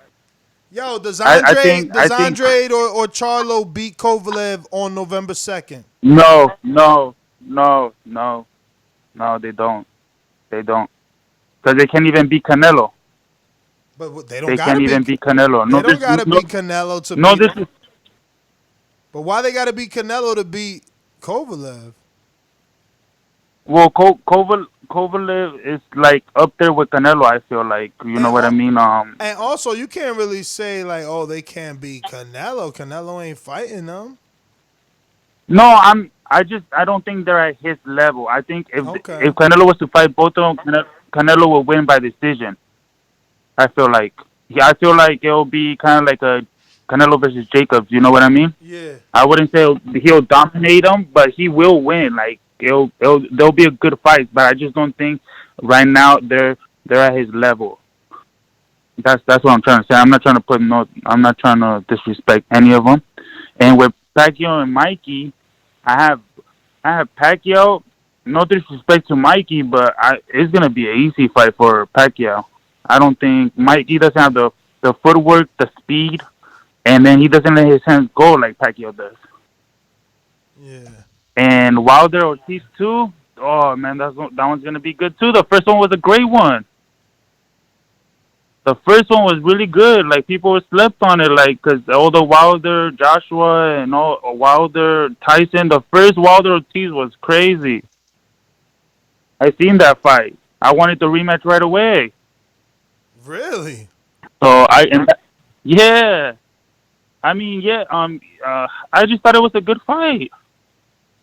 You know, but then everybody got into the Wilder, AJ talks and all that, and we saw what all that happened, you know. But I'm gonna have to itch it out to Wilder. But is it this time? I don't know. I might go to decision. I don't know. Wilder-Ortiz. It's gonna be a good fight. These are really good fights. We're finishing off the year really strong, really strong. For sure. I'm happy Canelo and Kovalev is in November 2nd instead of like November 22nd. Yeah, instead of like next year. I'm glad he's going right now. Yeah, like because November 2nd is not that far away from November instead of November 22nd. Cut it. Jesus, thanks for calling in. We're going out to the Nolia Mastermind. Hey, what up? Ooh, with popping, that's how I sound. My audio sound like, but I'm out here fucking with these trucks here. Sam Goody, baby, Sam Goody. Alright, you dig? Man, Canelo gonna fuck this dude up, man. I mean, it's gonna be a good fight. You know what I'm saying? For however long it lasts, bro. But that dude he's not going 12 rounds with the fucking body shot, bro. When Canelo, when Canelo throw a punch and shift his body weight and put that torque on that body shot, man. Bro, we serious right now, bro. You dig? This shit not going 12, bro. He gon' what? Is Canelo good to the body? Is it good to the body or not, bro? So I'm trying to see what everybody see that they're saying this shit gonna go 12 rounds. Tough ass. It's gonna be a good fight. I can't see him getting past the fucking body shots, man. He got hurt in the last fight to the body. He was tired. Well, I mean, y'all just ain't having no experience. That's it. That dude lost and he ain't had no experience, man. He went from fighting cab driver straight to cool. That shit ain't gonna work, man. Canelo been in. I'm in a tight fight that Canelo done been in. You know what I'm saying? That's like this shit crazy, man. So you saying Kovalev gonna beat him? No, I'm saying Canelo gonna beat Cole. You hear what I just been saying? Kovalev was just hurt to the body the last fight. But then you ended That's how Warren knocked him out to the body. I hear you, but then you ended it in how many tight fights did Canelo been in? And I'm like, you know. Compared to Anthony Yarde with no experience. That's why I said that. Compared to Anthony Yarde, Canelo done been there time and time again. Win, lose, or draw. You know what I'm saying? Like, Yarde ain't never been in there with an A-class fighter and lost to him. Like, he just ain't had no experience at that level. You just take him from fighting the cab driver straight to Kovalev. I mean, I called that shit, bro. I mean, I was rooting for Yarde. I wanted Yarde to win. I wanted him, and he almost got it done. But he just ain't had experience. That was it. You did it? Mm-hmm. Just like AJ got lucky and caught a second win against Klitschko. That could have been the same outcome. But that's my call, man. I'm going right back. All right, Chant. Well, you might as well take that because you the last caller. Actually, Info Joe just popped up. He makes good points. Everybody keeps making that body punching is what kind of keeps you from.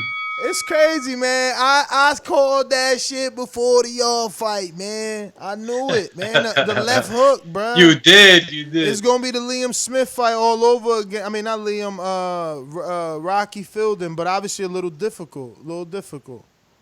Info Joe. Tell the truth, yo. Tell the truth. This portion of the show we call In the Mr. Know, Info Joe. presented by my brother. Tell the truth, yo. Tell the truth. Yo, what's up, my boxing brothers? What up? We're here, Info. Hey, that's right, fam. On the topic at hand, I do agree with everybody else that Canelo would beat Kovalev. Do I think it's a cherry? No. I do think it's going to be a competitive fight, but I do see Canelo stopping him Hey man, Kovalev ain't no bum. He ain't lose to no bums. You know what I'm saying? He's a little older up there, man. But he ain't no slouch. If I was Canelo, I wouldn't take him lightly. And as far as Mikey and Pacquiao, I don't understand why they have a built-in promotion already, man. Garcia versus Garcia. We haven't had a Puerto Rican-Mexican rivalry fight in a long time, probably since a big one like Trinidad and Golden y'all know what I'm trying to say. Damn, man, Golden Boy, Oscar De La Hoya, man. Since Oscar De La Hoya in Trinidad, man, it's the built-in promotion. It's always been a rivalry between the Puerto Ricans and the Mexicans, man, and it has failed, man. It could possibly do good numbers if they did do it on pay-per-view. I don't think it's a pay-per-view fight, but if they chose to go that route, it would sell. They could hype that fight up. It hasn't been a big rivalry like that in a long time. 'Cause I do think Pacquiao would dog Mikey, man. Mikey should stay at 140, but if he was to stay at 147, I think Garcia versus Garcia, just the title alone, Garcia versus Garcia, Mexico versus Puerto Rico, man, it's a winner, hands down. What was the question? Who has a better chance of defeating Kovalev, Charlo or Andrade? That's a good fucking question, man. I think I would favor Andrade because he's a better. He can fight on the back foot better footwork, man, to dodge a lot of those big shots, though. But I think they both had. It's possible they both could beat him, but if anybody, I think who would be the front runner to beat him, it would be Andrade. That's my call. Shout out to all the TBV family. You're listening to the #1 pound for pound boxing podcast. Hit those thumbs up. Peace. Info, man. Thanks for calling in. As always, ain't no show without Info Joe. We going out to Malaysia. Vito, what up? Been a long time. Yo, what's up? What's up? What's up? How you doing, Ness? All good, brother. All good. First of all, for anyone thinking that it's a cherry pick for Canelo, obviously don't know anything about boxing. They just see Canelo. Canelo's a good body puncher, and then they think it's going to be easy to get to that body. So I just feel like people are just people talking that it's cherry picking are just casuals. They don't know anything about boxing. It's not going to be an easy fight for Canelo, because if you watch that Rocky Fielding fight, even though Rocky Fielding got down, he was getting Canelo. He was hitting Canelo. So it's not going to be easy to get to the body. And if you think it's going to be an easy fight, then you're just a casual. That's my call. All right. Vito in Malaysia. Thanks for calling in. Going out to NO on the Boomerang. Talk to me. What's good, Ness, bro? See, Ness, I got a damn near flawless record on the fighters I pick on this motherfucker, dog. You hear me? Every time motherfucker don't listen to me, dog, he fall off. He gotta come back on the show and eat a whole bowl of that fucking hot crew, you hear me? You dig? I'm telling you, bro, Kovalev is fading right in front of your eyes, man. Kovalev is not a fucking cherry. He's a fucking fighter that if he go up in another weight class, he might go to the Hall of Fame if he do some shit in another weight class or something. You know what I'm saying? But the thing is, Ness, this dude is fading. He getting hurt to the body against anybody who focuses on that area the past 3 fights, man. The writing on the wall, but the dude ready to be took down. It's not going to be easy, but we already know, man, Canelo got the pedigree to do it. So we're going to get off of that, because I'm wasting my time on that, man. This is what I want to do right shit, man. That answer that Info Joe can with between Andre and Charlo about who would have a better chance of being Kovalev. I'm going to go with Charlo for the simple reason I done seen him a bit against better competition. So until I see Andre fight somebody who I feel like can beat him or have a shot to be in the fight, then I might change my opinion. But until then, I'm rocking with Charlo. I mean, do anybody disagree with me on Andre record? Because I don't know nobody he beat that I feel like could have beat him or had a shot. All right, we're gonna move on from that. You did. This what I want. This what I want y'all to comment on right here, man.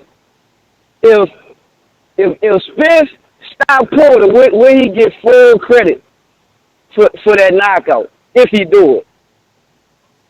You think he'll get full credit, or you think they'll be like Porter got beat before? This ain't nothing new. He never been stopped though, so like of course he'll get full But that's credit. what I'm saying. Will he get full credit? Will he get full credit? Of course, he never been stopped. How can you not get full credit? You're All the right. first man to stop him. I'm calling it. I'm calling it on the show right now. Today, September the 8th. Spence gonna stop Porter on the 28th, bro. Live and direct. That's my call. You heard me? All right. On that note, I am your host, Nestor Gibbs. Instagram and Twitter at NestGTO. Want to thank everybody that tuned in. I mean, it was a great show. Good topics. We'll be back in the morning, bright and early, 9 a.m. Eastern. And, yeah, catch us here. Do me.